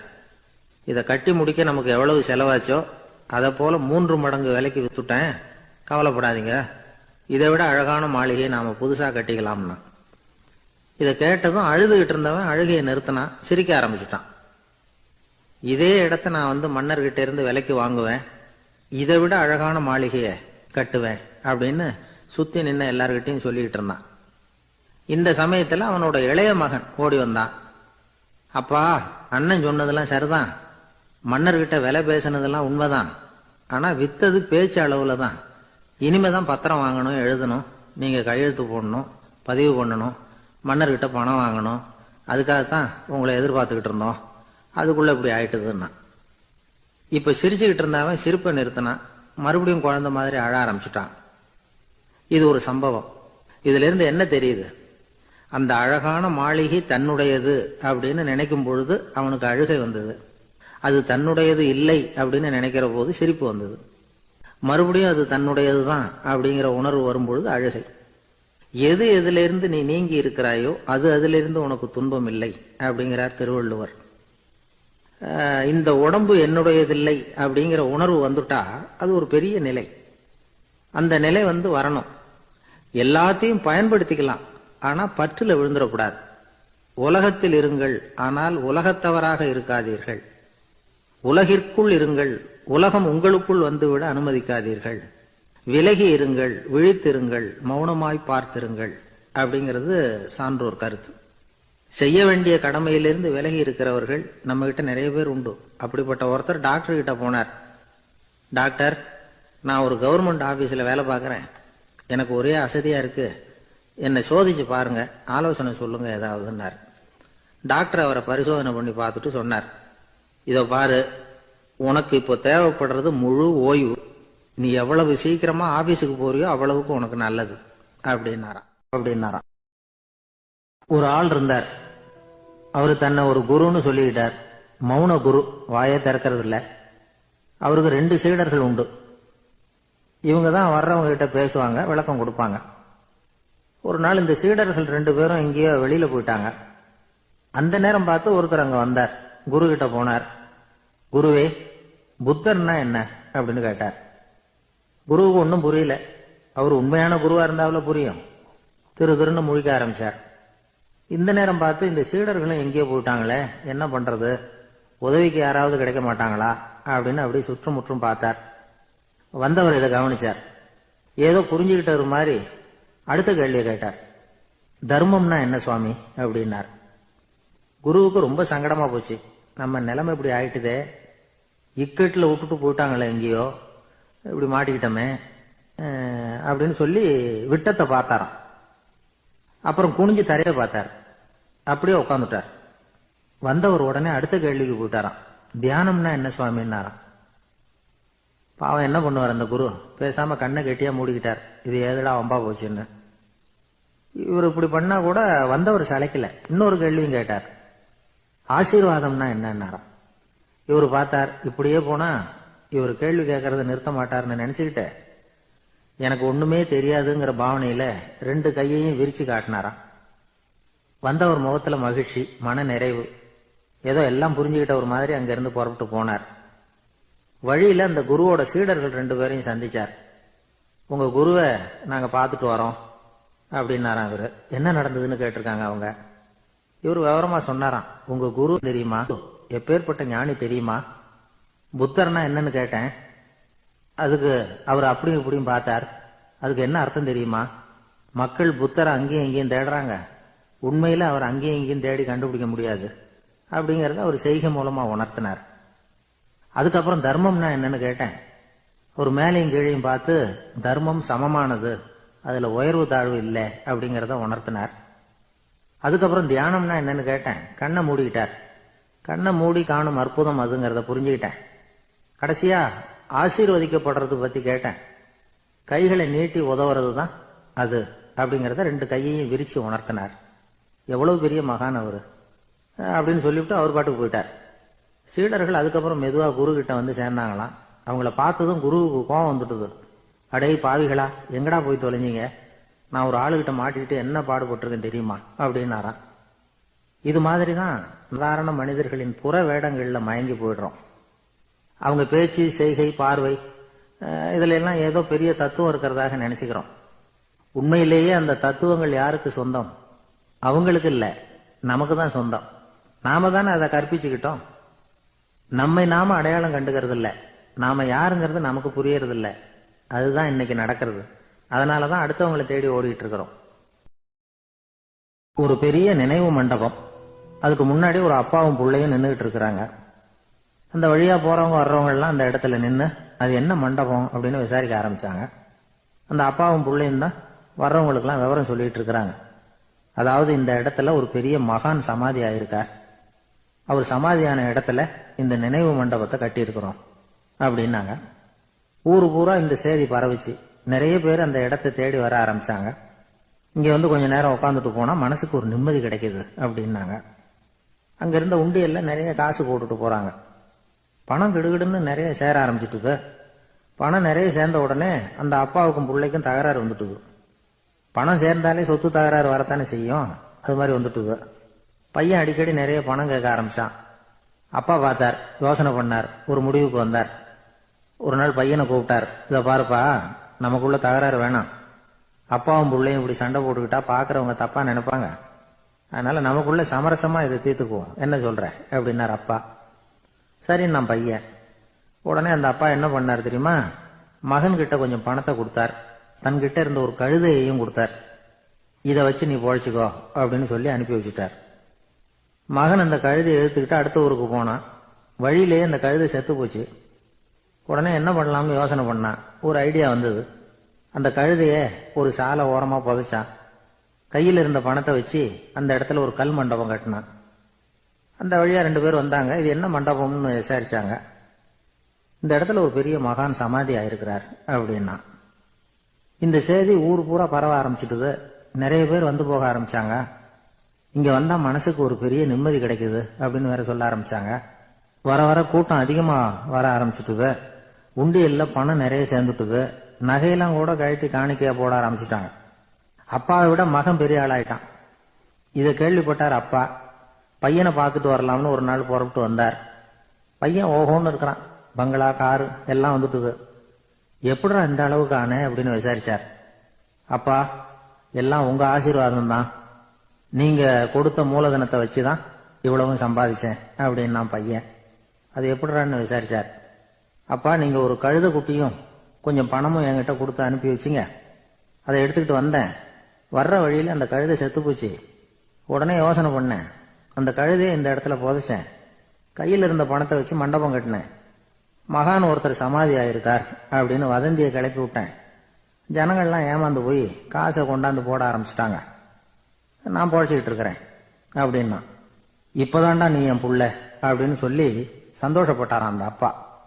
ஏன் அப்படி சொல்றீங்கன்னு கேட்டிருக்கான் பையன். கழுத குட்டியை புதைச்சி மண்டபம் கட்டி இருக்கிற நீ, ஏற்கனவே நம்ம ஊர்ல நாம கட்டி இருக்கிறோமே மண்டபம், அது இந்த கழுதையோட அம்மாவை புதைச்ச இடம். மகான் சமாதி ஆயிருக்காருன்னு நானும் சும்மா கப்சா தான் விட்டுக்கிட்டு இருக்கேன் அப்படின்னாராம் அப்பா. முட்டாள் ஜனங்களை நினைச்சு அந்த 2 பேரும் சத்தம் போட்டு சிரிச்சாங்களாம். மனுஷன் ஏமாத்துறது ரொம்ப சுலபம். என் கூட படிச்ச ஒருத்தன் திடீர்னு ஒரு நாள் எல்லாருக்கும் அருள் வாக்கு சொல்ல ஆரம்பிச்சுட்டான். அவன் ஒரு ஆபீஸ்லயும் வேலை பார்க்கறான். ஆபீஸ்ல உள்ளவங்க எல்லாம் அவங்ககிட்ட வந்து அருள் வாக்கு கேட்கறது வழக்கம். ஒரு நாள் நான் அவன் முன்னாடி போய் உட்காந்து பேசிக்கிட்டு இருந்தேன். அப்போ அதே ஆபீஸ்ல வேலை பார்க்குற ஒருத்தர் அவங்ககிட்ட வந்து, சுவாமி, என் மேஜையில வச்சிருந்த பேனா திடீர்னு காணாம போட்டுது, அது திரும்ப கிடைக்குமா எனக்கு அப்படின்னு கேட்டார். இவன் கண்ணை உருட்டி பார்த்துட்டு, அது உனக்கு கிடைக்காது, புதுசா வேற ஒன்று வாங்கிக்கப்போ அப்படின்னா. சரின்னு அவர் போயிட்டார். அவர் போனதுக்கு அப்புறம் நான் மெதுவா இவனை பார்த்து, அது எப்படிடா அது உனக்கு கிடைக்காதுன்னு அவ்வளவு உறுதியா அவர்கிட்ட சொன்னேன் அப்படின்னு கேட்டேன். இவன் மெதுவா என் காதுகிட்ட வந்து, அந்த பேனாவை கிளப்புனதே நான் தான் அப்படிங்கிறான். ஒரு நாள் ஒரு நண்பரை சந்திச்சேன். உங்க வீடு எதுன்னு உங்களுக்கு தெரியுமா சார்ன்னு. அவர் என்ன ஒரு மாதிரியா பார்த்தார். அப்புறம் சொன்னார், தெரியும் அப்படின்னாரு. சரி, உங்க தொலைபேசி எண் உங்களுக்கு தெரியுமான்னு. அதுவும் தெரியும்னார். உங்க மனைவி மக்கள் யார் யாருன்னு உங்களுக்கு தெரியுமான்னு கேட்டேன். என்ன ஒரு மாதிரியா பார்த்தார். அப்புறம் சொன்னார், அதுவும் தெரியும் சார் அப்படின்னார். சரி, நீங்க யாருன்னு உங்களுக்கு தெரியுமான்னு கேட்டேன். இப்பதான் அவர் முழிக்க ஆரம்பிச்சார். அவர் மட்டும் அப்படி இல்லை, நாம எல்லாருமே அப்படிதான். எதிரில் நிக்கிறது யாருங்கிறது தெரியும், நாம யாருன்னு நமக்கு தெரியாது. உண்மையிலேயே நாம யார்? இந்த கேள்விக்கான பதில தான் வாழ்க்கை பூரா நாம தேடிட்டு இருக்கிறோம். புத்தர் என்ன சொல்றாரு தெரியுமா? நீங்க கடவுளை பத்தி கவலைப்பட தேவையில்லை, உங்களை பத்தின கவலை உங்களுக்கு இருந்தா போதும் அப்படிங்கிறார். நான் யார், எனக்கு ஏன் இந்த கவலை அப்படின்னு உங்களை நீங்களே கேட்டுக்குங்க அப்படிங்கிறார். நாம ஏன் கடவுளை படைச்சோம்? அது ஒரு நழுவல் முயற்சியா, அதாவது தன்னிடமிருந்து தானே தப்பிக்கிற ஒரு முயற்சியா. இப்படிதான் அதை சொல்றாங்க அறிஞர்கள்லாம். மக்கள் பொய்யான பிரச்சனைகள்ல ஆர்வமா இருக்கிறாங்க, அதுக்கு தீர்வு காணவும் முயற்சி பண்றாங்க. கடவுளை பத்தி விவாதிக்க எல்லாருக்கும் விருப்பம், தன்னுடைய சுயம் பற்றிய பிரச்சனையே இருக்கிறது இல்ல. ஆகக்கூடிய விஷயம் என்னன்னா, கடவுள் சமாளிப்புக்கு பயன்படுத்தப்படுகிறார். மனவியல் என்ன சொல்லுது தெரியுமா? கடவுள், சொர்க்கம், மறுபிறவி இதை பத்தி எல்லாம் பேச ஆரம்பிக்கிறவங்க யார் தெரியுமா? போருக்கு போறவன், துன்பத்துல சிக்கி கஷ்டப்படுறவன், நோய் படுக்கையில விழுந்தவன், இவங்க தான். நாம அனுபவத்திலே பாக்குறோமே இதையெல்லாம். கடவுளை துணைக்கு கூப்பிடுறவங்க யாருன்னு கவனிச்சு பாருங்க. பரீட்சை எழுத போறவன், வேலை தேடி அலையிறவன், பண நெருக்கடியில் இருக்கிறவன், விபத்துல சிக்கிக்கிட்டவன், இவங்கெல்லாம் தான். தேர்வுல வெற்றி பெற்றதும் அவரை துணைக்கு கூப்பிடுறது இல்ல, வேலை கிடைச்சதும் அவர் துணை தேவைப்படுறது இல்ல. ஏன் இப்படி? கொஞ்சம் யோசனை பண்ணி பாருங்க. துன்பம் வருகிற போது அந்த துன்பத்தை தவிர்க்க வேண்டிய நிலையில அதிலிருந்து நழுவி போறதுக்காக பிரார்த்தனை தேவைப்படுது. எல்லாம் நல்லபடியா நடக்கிறப்போ பிரார்த்தனை செய்யறது இல்ல. புத்தருடைய வழி என்ன தெரியுமா? அந்த வழியில கடவுளும் கிடையாது, பிரார்த்தனையும் கிடையாது. புத்தர் செய்தது இதைத்தான். அதாவது கடவுள்கிட்ட இருந்து மனிதனையும், மனிதன் கிட்ட இருந்து கடவுளையும் அவர் விடுவித்தார். புத்த மதம் என்ன சொல்லுது தெரியுமா? கடவுள் பிரச்சனை அல்ல, மனிதன் தான் உண்மையான பிரச்சனை அப்படின்னு சொல்லுது. உங்களை நீங்க நல்லா தெரிஞ்சுக்கிட்டா போதும், நீங்களே கடவுள் ஆயிடுவீங்க அப்படிங்கிறது தான் புத்த மதம். அதனால நமக்கு தேவை உள்முக பயணம். நான் யார் அப்படிங்கிற கேள்வியோட உள்ள போகணும். அங்க போனாதான் தெரியும் நான் அப்படின்னு அங்க யாருமே இல்லைங்கிறது. இதெல்லாம் புத்தர் சொல்லுகிற ஒரு தத்துவம். தத்துவம்னு சொன்னாவே நமக்கெல்லாம் அதை புரிஞ்சுக்கிறது கஷ்டம்தான். நம்ம பொறுத்த வரைக்கும் தத்துவம்ங்கிறதுல ரெண்டு வகை உண்டு. ஒன்னு தத்துவம், இன்னொன்னு மகா தத்துவம். தத்துவம்னா என்ன தெரியுமா? கேட்கறவங்களுக்கு புரியப்படாது, அதுதான் தத்துவம். மகா தத்துவம் என்னன்னா சொல்றவங்களுக்கும் புரியப்படாது. அந்த வகையில பார்த்தா இன்று ஒரு தகவலும் ஒரு மகா தத்துவம் தான். ஒரு ஊர்ல ஒரு ஆள் இருந்தான். கற்பனையிலேயே காலத்தை கடத்திக்கிட்டு இருந்தான். ஒரு நாள் ஒரு மரத்தடியில உட்கார்ந்துருந்தான். அவனுக்கு பசிக்கிற மாதிரி தெரிஞ்சது. உடனே கற்பனையிலேயே சாப்பிட ஆரம்பிச்சுட்டான். அதாவது எதிரில் இலை போட்டு சாப்பாடு போடப்பட்டிருக்கிறதாகவும் அதை இவன் சாப்பிட்றதாகவும் நினைச்சுக்கிட்டு கையை மட்டும் வாய்க்கும் தரைக்குமா அப்படியும் இப்படியும் கொண்டுகிட்டு போய் பாவனை பண்ணிக்கிட்டே இருக்கிறான். தூரத்துல இருந்து பாக்குறவங்களுக்கு இவன் ஏதோ பலமான விருந்து சாப்பிட்டுட்டு இருக்கிறான் அப்படின்னு தான் தோணும். அது மாதிரியே பண்ணிட்டு இருந்தான். அந்த வழியா ஒரு சன்னியாசி வந்துகிட்டு இருந்தார். இவனை பார்த்தார். என்ன இவன் இப்படி பண்ணிட்டு இருக்கிறானே அப்படின்னு நினைச்சாரு. கொஞ்ச நேரம் அவனையே உத்து பார்த்துக்கிட்டு இருந்தார். இவரை பார்த்ததும் அவன் இன்னமும் சுவாரஸ்யமா சாப்பிட ஆரம்பிச்சுட்டான். அப்பப்பா, என்ன இது, இந்த குழம்பு இவ்வளவு காரமா இருக்கு, என்னுடைய நாக்கே எரிஞ்சு போடும் போல இருக்க அப்படின்னு சொல்லிட்டு பக்கத்துல ஒரு குவளையை எடுத்து தண்ணி குடிக்கிறது மாதிரி பாவனை பண்றான். அப்பாடா, இப்ப கொஞ்சம் பரவாயில்ல அப்படின்னு சொல்லிட்டு குவளையை கீழே வைக்கிறது மாதிரி ஒரு பாவனை பண்றான். சன்னியாசி பார்த்தார். என்னப்பா, சாப்பாட்டுல காரம் அதிகமோ அப்படின்னார். ஆமா சுவாமி, ஞாபகம் மறதியில் கொஞ்சம் மிளகாய் அதிகமா சேர்த்துக்கிட்டேன் அப்படின்னா. சரி சாப்பிடு அப்படின்னு சொல்லிட்டார். அவன் சாப்பிட்டு முடிக்கிற வரைக்கும் பொறுமையா உட்காந்துருந்தார். அவன் அப்பாடா அப்படின்னு சொல்லிட்டு மறுபடியும் தண்ணியை எடுத்து குடிச்சான். எல்லாம் கற்பனையிலேயே. அதுக்கப்புறம் சன்னியாசி பேச ஆரம்பிச்சார். இதை பாருப்பா, உன்னுடைய கற்பனையை நான் மெச்சுறேன், இருந்தாலும் உன் சாப்பாட்டுல ஒரு இனிப்பையும் வச்சிருக்கலாமே, ஏன் மிளகாய அளவுக்கு அதிகமா போட்டுட்டு அவஸ்தைப்படுற அப்படின்னார். அவன் யோசிக்க ஆரம்பிச்சான். அதுக்கப்புறம் இவர் சொன்னார், இதை பாருப்பா, இனிமேல உன்னுடைய கற்பனையும் உயர்ந்ததாக இருக்கட்டும் அப்படின்னு உபதேசம் பண்ணிவிட்டு போனார். எப்பவும் உயர்வை பத்தியே சிந்திக்கணும். உயர்வு கிடைக்கலன்னா கூட அப்படி சிந்திக்கிறத நிறுத்தப்படாது அப்படிங்கிறார் திருவள்ளுவர். உள்ளுவது எல்லாம் உயர் உள்ளல், மற்ற அது தள்ளினும் தள்ளாமை நேர்த்து. ஊக்கம் இல்லாம உலகத்துல வாழ்ந்து பிரயோஜனம் இல்லை. அதனால உயர்வாவே சிந்திக்கணும். அது நம்மளை ஊக்கப்படுத்தும். இது பெரிய ஒரு வாக்கு. இந்த உலகத்துல கற்பனையிலேயே வாழ்கிற சில கஞ்சர்களும் உண்டு. அதாவது ரெண்டு கஞ்சர்கள், ரெண்டு பேரும் பக்கத்து பக்கத்து ஊர்ல இருந்தாங்க. பொங்கல் சமயம் ஒரு கஞ்சன் தன்னுடைய மகனை கூப்பிட்டான். இதோ பாருப்பா, பக்கத்து ஊர்ல என்னுடைய நண்பன் ஒருத்தன் இருக்கிறான், அவனுக்கு பொங்கல் பரிசு ஏதாவது கொடுக்கணும், நான் ஒரு 4 ஆட்டுக்குட்டியை தரேன், நீ கொண்டுகிட்டு போய் கொடுத்துட்டு வந்து விடுறியா அப்படின்னு கேட்டான். சரி, நான் புள்ள ஒரு பைய கையில் எடுத்துக்கோன்னா அவன் எடுத்துக்கிட்டான். இந்த ஆட்டுக்குட்டி பிடிச்சிக்கோ அப்படின்னு சொல்லி ஒவ்வொன்னா போடுறேன் பார் அப்படின்னு சொல்லிட்டு 1 2 3 4 அப்படின்னு எண்ணிக்கிட்டே வெறும் சைகையாலேயே ஆட்டுக்குட்டியை பிடிச்சி போடுறது மாதிரி பாவனை பண்ணிட்டு இருக்கிறான். அவன் பிள்ளையும் அது ரொம்ப அக்கறையா வாங்கிக்கிறது மாதிரி வாங்கிட்டு அந்த பைய தூக்கிட்டு அடுத்த ஊருக்கு போறான். இவன் அங்க போய் சேர்ந்த நேரத்துல அந்த கஞ்சன் ஊர்ல இல்ல, எங்கேயோ வெளியில போயிருக்கிறான். அவனோட புள்ள மட்டும்தான் வீட்டுல இருந்தான். இவன் அவன்கிட்ட, இதை பாரு, எங்க அப்பா உங்க அப்பாவுக்கு ஆட்டுக்குட்டி கொடுத்து அனுப்பியிருக்கிறாரு, பிடிச்சிக்கோ அப்படின்னு சொல்லி பாவனையிலேயே ஒவ்வொன்னா எடுத்து அவன்கிட்ட கொடுத்துட்டான். அவனும் வாங்கிட்டான் வாங்குறது மாதிரி. அப்புறம் சொன்னான், சரிப்பா, நானும் பதிலுக்கு ஏதாவது ஒன்னுகிட்ட கொடுக்கணும் இல்லையா, அதனால அந்த பைய புடி, ஒரு 10 எலுமிச்சம்பழம் தரேன், பதிலுக்கு அதை நீ எடுத்துட்டு போ அப்படின்னு சொல்லி கையாலேயே ஒவ்வொன்னா எடுத்து போடுறது மாதிரி பாவனை பண்ணிவிட்டான். அவனும் ரொம்ப நன்றி அப்படின்னு சொல்லிவிட்டு அதை வாங்கிட்டு போயிட்டான். கொஞ்ச நேரம் கழிச்சு வெளியில போயிருந்த அப்பங்காரன் திரும்பி வந்தான். உள்ள சொன்னான், அப்பா, உன்னோட நண்பர் அவருடைய மகன் மூலமா உனக்கு 6 ஆட்டுக்குட்டி கொடுத்து அனுப்பியிருந்தார், நானும் பதிலுக்கு ஒரு 10 எலுமிச்சம்பழம் கொடுத்து அனுப்பியிருக்கிறேன் அப்படின்னா. எப்படிடா கொடுத்தேன்னு கேட்டார் அப்பா. இப்படிதான் கொடுத்தேன்னு சொல்லி சைகையிலேயே காட்டினான். இதை பார்த்ததும் அப்பங்காரனுக்கு பயங்கரமா கோவம் வந்துட்டுது. பலார்னு அரைஞ்சுட்டான் பையனு. ஏன்பா அரைஞ்ச, 10 எலுமிச்சம்பழம் கொடுத்துட்டேனே அப்படிங்கிறதுக்காகவா அப்படின்னு கேட்டான். அது கூட பரவாயில்ல, நீ காட்டுற சைகையை பார்த்தா ஆரஞ்சு பழம் சைஸுக்கு இருக்குதே, அவ்வளவு பெருசா ஏன் கொடுத்த, அதுதான் எனக்கு கோபம் அப்படின்னா. ஒரு ஊர்ல ஒரு சித்தர் இருந்தார், சூஃபி சித்தர். அவர் ஞானம் பெற்ற ஒரு சித்தர். ஒரு நாள் அந்த நாட்டு மன்னன் அவரை பார்க்கறதுக்காக வந்தான். என்ன வேணும் உனக்குன்னு கேட்டார்.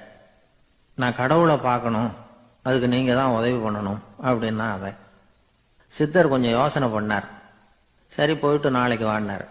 அதே மாதிரி மன்னன் போயிட்டு அடுத்த நாள் வந்தான். இங்க நீ என்னோட ஒரு வாரம் தங்கியிருக்க வேண்டியிருக்கும்னார். சரின்னா ஒரு பிச்சை பாத்திரத்தை தூக்கி கையில கொடுத்தார். அவனுக்கு ஒன்றும் புரியல, இருந்தாலும் வாங்கிட்டான். வாங்கிட்டு இதை என்ன செய்யணும் அப்படின்னு கேட்டான். இதை ஒன்றும் செய்ய வேணாம், இதை எடுத்துக்கிட்டு பக்கத்துல உள்ள கிராமங்களுக்கு போ, வீடு வீடா பிச்சை எடுத்துக்கிட்டு வா, அப்படி வந்த பிறகுதான் உனக்கு சாப்பாடும் ஓய்வும் கிடைக்கும். ஒரு வாரம் இப்படி செய், அதுக்கப்புறம் 8வது நாள் நாம கடவுளை பத்தி யோசிக்கலாம் அப்படின்னார். இப்படி ஒரு சொன்னதை கேட்டதும் அந்த அரசனுக்கு அதிர்ச்சி ஆயிட்டுது. ஒரு மாதிரி ஆயிட்டான். தன்னுடைய சொந்த நாட்டுல சொந்த குடிமக்கள் கிட்ட போய் பிச்சை எடுக்கிறதா அப்படின்னு யோசனை பண்ணி பார்த்தான். அதுக்கப்புறம் மெதுவா அவன் அந்த சித்தரை பார்த்தான். ஐயா, சொந்த நாட்டிலேயே பிச்சை எடுக்கிறதுன்னா எனக்கு ஒரு மாதிரியா இருக்கு, வெக்கமா இருக்கு, நான் வேணும்னா வெளி தேசத்துல எங்கேயாவது போய் பிச்சை எடுக்கவா அப்படின்னு கேட்டான். இதுக்கு அந்த சித்தர் ஒரு சம்மதிக்கல. இத பாரு, உன்னால பிச்சை எடுக்க முடியலன்னா பேசாம திரும்பி அரண்மனைக்கே போயிடு, அதுக்கப்புறம் கடவுளை பத்தி எல்லாம் பேசுறதுக்கு என்னை தேடிட்டு வரக்கூடாது அப்படின்னு விட்டார். மன்னன் தயங்கினான், இருந்தாலும் மனசை சரி பண்ணிட்டு சம்மதிச்சான். சரிங்க, ஒரு வாரம் இங்க தங்குறேன், நீங்க சொல்றது மாதிரி பக்கத்து கிராமங்களுக்கு போறேன், வீடு வீடா பிச்சை எடுக்கிறேன், வர்றேன் அப்படின்னா. ஒரு வாரம் தெரு தெருவா பிச்சை பாத்திரத்தோட அலைஞ்சான். சொந்த ஊர்ல சொந்த குடிமக்கள் கிட்ட பிச்சை எடுத்தான். 7 நாள் முடிஞ்சது. 8வது நாள் அந்த சித்தர் மன்னனை கூப்பிட்டார். இப்படி வாழ்னார். வந்தான். இனிமே நீ கடவுளை பத்தி என்கிட்ட கேட்கலாம்னார். இனிமே கேட்கறதுக்கு ஒண்ணுமே இல்லை சுவாமின்னா இவன். ஒரு வார காலம் பிச்சை எடுத்த பிறகுதான் கடவுளை காண முடியும் அப்படின்னு நான் கனவு கூட காணவில்லைன்னா. அப்படின்னா நீ பிச்சை எடுத்த காலத்துல அப்படி என்னதான் நடந்தது அப்படின்னு கேட்டார் அவரு. சுவாமி, ஒரு வார காலம் பிச்சை எடுத்ததுல என்னுடைய ஆணவம் அழிஞ்சுட்டுது, அது இப்ப இருக்கிற இடமே தெரியல, இப்ப அதை காணவே காணோம். பிச்சைக்காரனா இருந்தப்போ பெற்றதை மன்னனாக இருக்கும்போது பெற முடியாதுங்கிறத புரிஞ்சுக்கிட்டேன் அப்படின்னா மன்னன். அடக்கம் பிறந்தவுடன் தெய்வீக கதவுகள் திறந்து கொள்ளுகின்றன அப்படிங்கிறார் ஓஷோ. நம்மால் ஒருத்தன் ஆணவம் அழியணுங்கிறதுக்காக ஒரு திருவோட்டை எடுத்துக்கிட்டு தெரு தெருவா பிச்சை எடுக்க ஆரம்பிச்சான். என்ன, தெய்வீக கதவுகள் திறந்துதா அப்படின்னு கேட்டார் ஒருத்தர். தெய்வீக கதவு திறக்கிறதுக்கு முன்னாடியே எங்க வீட்டு கதவு சாத்திக்கிட்டுதுன்னா. என்னடா சொல்றேன்னார். இனிமே வீட்டுக்குள்ளேயே வர வேணாம், இதையே தொழிலா வச்சுக்கோ அப்படின்னு எங்க வீட்டுல சொல்லிவிட்டாங்க சார் அப்படின்னா. ஒரு பள்ளிக்கூடம் வகுப்பு நடந்துகிட்டு இருக்கு. ஆசிரியர் பாடம் நடத்திக்கிட்டு இருக்கிறார். நடத்தி முடிச்ச உடனே கேட்டார், மாணவர்களே, இதுவரைக்கும் நான் நடத்தின பாடத்துல உங்களுக்கு ஏதாவது சந்தேகம் இருக்கா அப்படின்னு கேட்டார். அப்புறம் ஒவ்வொருத்தரா கேட்டார். ஒரு மாணவன் எழுந்திருச்சான். சார், எனக்கு சந்தேகம் எதுவுமே இல்லைன்னா. ஏன்னு கேட்டார். ஏன்னா எனக்கு நீங்க நடத்தின பாடம் தெளிவா புரிஞ்சுட்டுது, அதனால சந்தேகம் வரலன்னா. இன்னொரு மாணவன் எழுந்திருச்சான். சார், எனக்கும் சந்தேகம் எதுவும் இல்லைன்னா. ஏண்டான்னு கேட்டார். ஏன்னா எனக்கு நீங்க நடத்தின பாடம் எதுவுமே புரியல, அதனால சந்தேகம் வரல அப்படின்னா. இந்த இடத்துல நாம கொஞ்சம் சிந்திச்சு பார்க்கணும். இந்த உலகத்துல எல்லாம் புரிஞ்ச ஒருத்தனுக்கும் சந்தேகம் வராது, எதுவுமே புரியாத ஒருத்தனுக்கும் சந்தேகம் வராது. அறகுறையா புரிஞ்சுக்கிட்டவன் இருக்கான் பாருங்க, அவனுக்கு தான் அடிக்கடி சந்தேகம் வரும். ஆக மாணவர்களை இந்த 3 வகையா பிரிக்கலாம். அதே மாதிரி தான் மனிதர்களையும் 3 வகையா பிரிக்கிறாங்க ஆன்மீகவாதிகள். ஒரு ஆன்மீக பெரியவர் என்ன சொல்றார் தெரியுமா? இந்த உலகத்துல 3 வகையான மனிதர்கள் இருக்கிறாங்களாம். முதல் வகை எப்படி தெரியுமா? இவங்களுக்கு எதையும் தெரிஞ்சுக்கணுங்கிற அவசியமே கிடையாது. ஏன்னா அவங்களுக்கு எல்லாமும் தெரியும். இவங்க ஞானத்தின் முழு வடிவா இருக்கிற காரணத்தினால அவங்களுக்கு எந்த சந்தேகமும் இல்லை, எந்த கேள்விகளும் கிடையாது. இந்த நிலையில இருக்கிறவன் கிருஷ்ணன். எல்லாத்துக்கும் விட தெரிஞ்சுக்கிட்ட நிலையில அவன் விடையாக மாறிவிட்டான் அப்படின்னு சொல்லுவாங்க. 2வது நிலையில இருக்கிறவன் அர்ஜுனன். இவனுக்கு எப்ப பார்த்தாலும் கேள்விதான், சந்தேகம்தான். பதில் சொல்ல சொல்ல அவனுக்கு இருக்கிற சந்தேகமும் அதிகமாகிட்டே இருக்கும், குறையவே குறையாது. அர்ஜுனன் மாதிரி உள்ளவங்க எப்பவும் கேள்வி கேட்டுக்கிட்டே இருப்பாங்க. ஒரு கேள்விக்கு விட கிடைச்சுட்டுன்னு வைங்க, உடனே இன்னொரு கேள்வி அவங்க கிட்ட இருந்து வரும். கிருஷ்ணனுடைய நிலை எப்படின்னா அது கேள்விகளே அற்ற ஒரு நிலை. அர்ஜுனனுடைய நிலை எப்படின்னா அது கேள்விகளை தவிர வேறு எதுவும் அற்ற ஒரு நிலை. இவங்களை தவிர இன்னொரு ஆள் இருக்கிறான், அவனுக்கும் கேள்விகள் அற்ற ஒரு நிலை தான். அவன் யாருன்னா துரியோதனன். இவனுக்கு தெரிஞ்சுக்கணுங்கிற எண்ணமே சுத்தமா கிடையாது.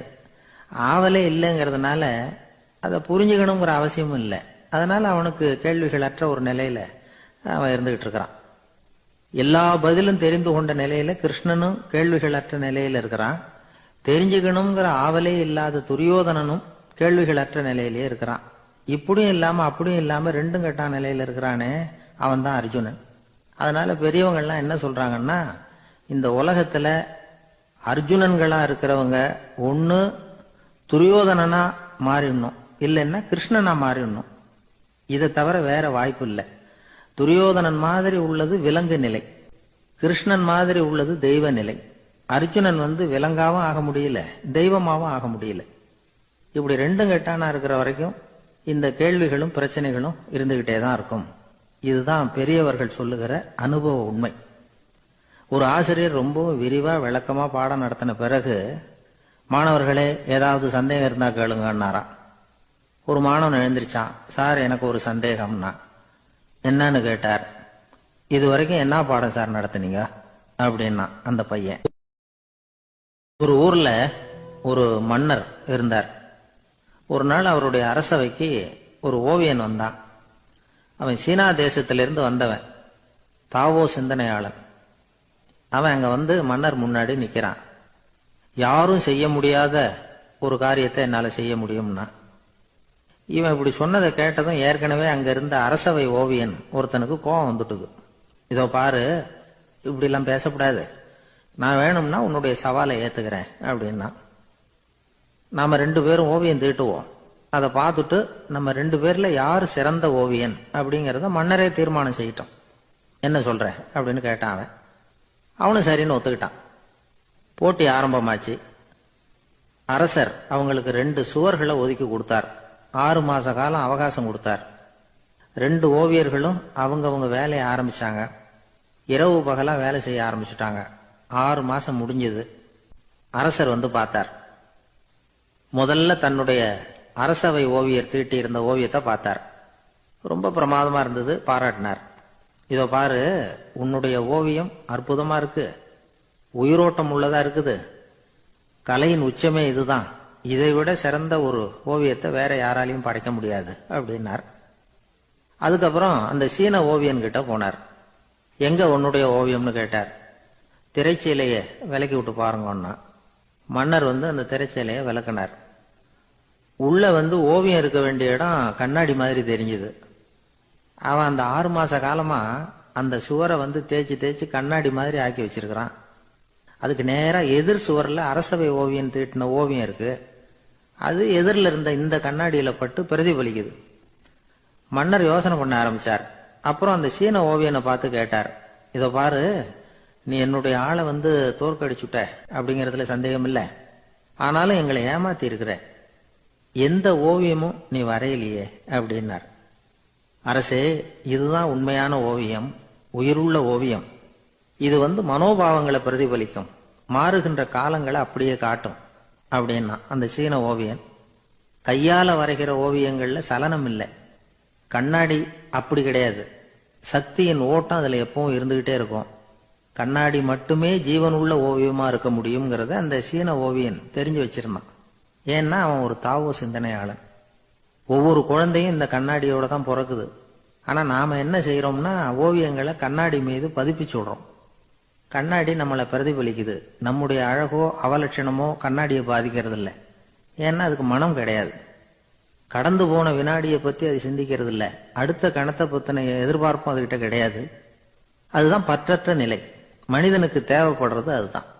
கண்ணாடி கிட்ட இருந்து நாம கற்றுக்கொள்ள வேண்டிய பாடம் இது. வாழ்க்கையில மனிதர்களை நேசிக்கலாம், உலகின் அழகையெல்லாம் பிரதிபலிக்கலாம். ஆனா எதையும் பற்றி கொண்டு விடக்கூடாது அப்படிங்கிறது பெரியவர்கள் அறிவுரை. துயரம்ங்கிறது பற்றுக்களின் சாயை. கண்ணாடி முன்னாடி நிக்கிறப்போவெல்லாம் நமக்கு இந்த ஞாபகம் வரணுமா. ஒரு குடும்ப தலைவர் ஒரு நாள் காலையில விடிஞ்சு எழுந்திரிச்சதும் சத்தம் போட்டார். யார் இந்த கருங்குரங்கு படத்தை என் ரூம்ல கொண்டாந்து மாட்டி வச்சது அப்படின்னு கத்தினார். சமையல் கட்டில இருந்து மனைவி பதில் சொன்னாங்க, தூக்க கலக்கத்துல உளராதீங்க, நல்லா பாருங்க, அது படம் கிடையாது, முகம் பார்க்கிற கண்ணாடி அப்படின்னாங்க. ஒரு ஊர்ல ஒருத்தர் இருந்தான். ஏதோ ஒரு சின்ன அலுவலகத்துல வேலை பார்த்துக்கிட்டு இருந்தான். ரொம்ப ஏழை. வர்ற கொஞ்சம் வருமானத்தை வச்சு வாழ்க்கையை ஓட்டிக்கிட்டு இருந்தான். ஒரு நாள் தெரு வழியா அவன் நடந்து வந்துகிட்டு இருக்கிறான். தெருவில் ஒரு காசு கிடந்தது. அதை பார்த்துட்டான். அது குனிஞ்சு எடுத்தான். அது ஒரு பழங்கால காசு. அந்த காசு நடுவில் ஒரு துளை இருந்தது. அதாவது துளையிட்ட நாணயம். பழங்காலத்தில் புழக்கத்தில் இருந்த ஒரு நாணயம் அது. துளையிட்ட நாணயம் கிடைச்சதுன்னா ரொம்ப நல்லது, அது அதிர்ஷ்டம் அப்படின்னு ஒரு நம்பிக்கை உண்டு. இவன் கையில் அது கிடைச்சதும் ரொம்ப சந்தோஷப்பட்டான். இனிமே என்னுடைய கஷ்டம்லாம் தீரப்போகுது, அதிர்ஷ்டம் என்னை தேடி வரும், நான் பணக்காரன் ஆயிடுவேன் அப்படின்னு சொல்லிட்டு அந்த காசை தன்னுடைய கோட்டு பையில பத்திரமா போட்டு வச்சுக்கிட்டான். அடிக்கடி அதை தொட்டு பார்த்துக்கிறது உண்டு, வெளியில் எடுக்க மாட்டான். இப்படியே கொஞ்ச காலம் ஆச்சு. அதுக்கப்புறம் என்னாச்சு தெரியுமா? நிஜமாவே அதிர்ஷ்டம் அவனை தேடி வர ஆரம்பிச்சுட்டுது. செல்வம் குவிஞ்சுது. பணம், பதவி, புகழ் எல்லாம் சேர்ந்தது. சமூகத்தில் அவன் ஒரு பெரிய மனுஷன் ஆயிட்டான். எல்லாரும் அவனை பாராட்டினாங்க. அவன் எதை தொட்டாலும் வெற்றி, எல்லாம் அந்த காசோட மகிமை அப்படின்னு அவன் மனசுக்குள்ள நினைச்சுக்கிட்டான். தினமும் காலையில அந்த கோட்டை போட்டுக்கிட்டு தான் வெளியில கிளம்புவான். புறப்படுறதுக்கு முன்னாடி கோட்டு பாக்கெட்டை தொட்டு பார்த்துக்குவான், உள்ள காசு இருக்கா அப்படிங்கிறத உறுதிப்படுத்திக்குவான். அதுக்கப்புறம் தான் வெளியில கிளம்புவான். இப்படியே பல வருஷம் ஓடி போச்சு. ஒரு நாள் அவனுக்கு அந்த ஆசை வந்துட்டுது. அதாவது அந்த துளையிட்ட நாணயத்தை எடுத்து கண்ணால பார்க்கணும் அப்படின்னு. காலையில சாப்பிட்டுக்கிட்டு இருந்தான். அப்போ தன்னுடைய மனைவி கிட்ட சொன்னான், ரொம்ப நாளைக்கு அப்புறம் என்னுடைய அந்த நாணயத்தை இன்னைக்கு வெளியில எடுத்து பார்க்க போறேன்னா. என்னத்துக்கு அது, இப்ப அதை பார்க்க வேணாமே அப்படின்னு மெதுவா இழுத்தாங்க அந்த அம்மா. இல்ல இல்ல, நான் பார்த்தே தீரணும் அப்படின்னு அவன் தன்னுடைய சட்டை பைக்குள்ள கையை விட்டான். உள்ள இருந்த நாணயத்தை வெளியில எடுத்தான். பார்த்தா அவனுக்கு ஆச்சரியமா போச்சு. அந்த நாணயத்துல தொலையே இல்லை. என்ன ஆச்சு அப்படின்னு சொல்லி அவன் ரொம்ப குழம்பி போயிட்டான். இப்போ அந்த அம்மா சொன்னாங்க, நான் தான் ஒரு நாள் உங்க கோட்டு ரொம்பவும் தூசியா இருக்கேன்னு சொல்லி அதை ஜன்னலுக்கு வெளியில உதறினேன்.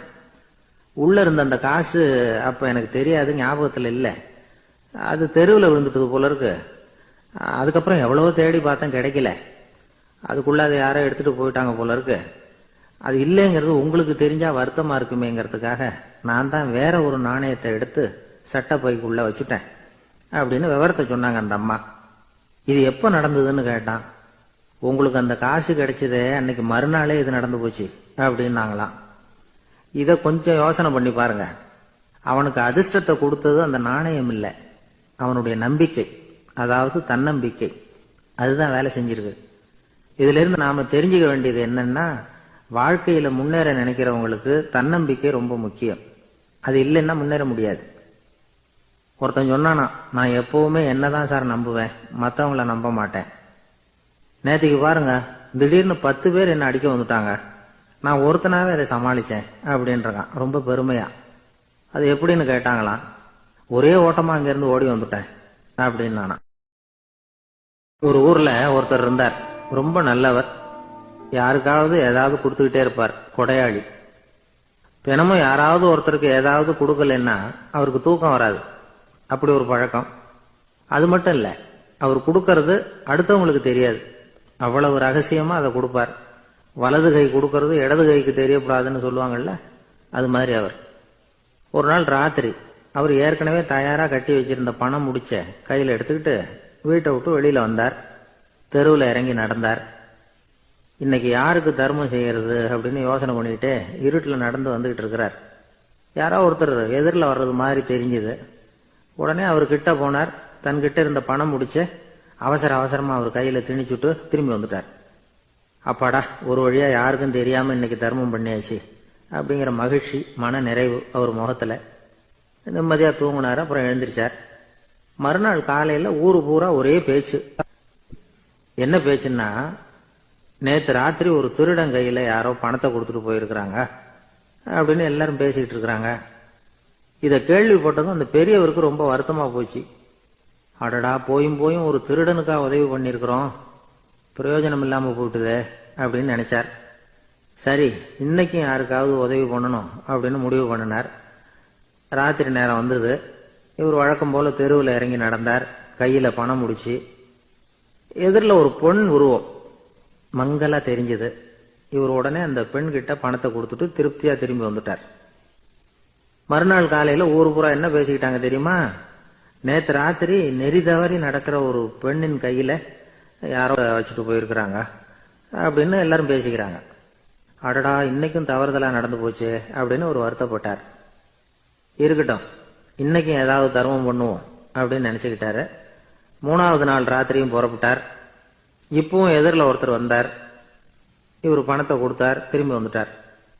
மறுநாள் மக்கள் என்ன பேசிக்கிட்டாங்கன்னா, நேத்து ராத்திரி ஒரு செல்வந்தர் கையில யாரோ பணத்தை கொடுத்துட்டு போயிருக்கிறாங்க அப்படின்னு பேசிக்கிட்டாங்களாம். அவருக்கு ரொம்ப வருத்தமா போயிட்டுது. என்ன இது தினம் இப்படி ஆகிட்டு இருக்குதே அப்படின்னு நினைச்சுக்கிட்டே படுத்து தூங்கினார். அன்னைக்கு ராத்திரி ஒரு கனவு. அந்த கனவுல இறைவன் வந்து சொன்னாராம், இதோ பாருப்பா, நீ கொடுத்த தர்மம் வீணா போயிடல. உன்கிட்ட பணம் வாங்கின அந்த திருடன் திருந்திட்டான், அந்த பொண்ணும் திருந்திட்டா, அந்த செல்வந்தனும் கொடையாளி ஆயிட்டான், எல்லாருக்கும் உதவி பண்ண ஆரம்பிச்சுட்டான் அப்படின்னு சொன்னாராம். இந்த கதையை சொன்னவர் யாருன்னா நபிகள் நாயகம். இதுல உள்ள கருத்து என்னன்னா, நல்ல மனசோட தர்மம் பண்ணுனா அது வீணா போறதில்லை.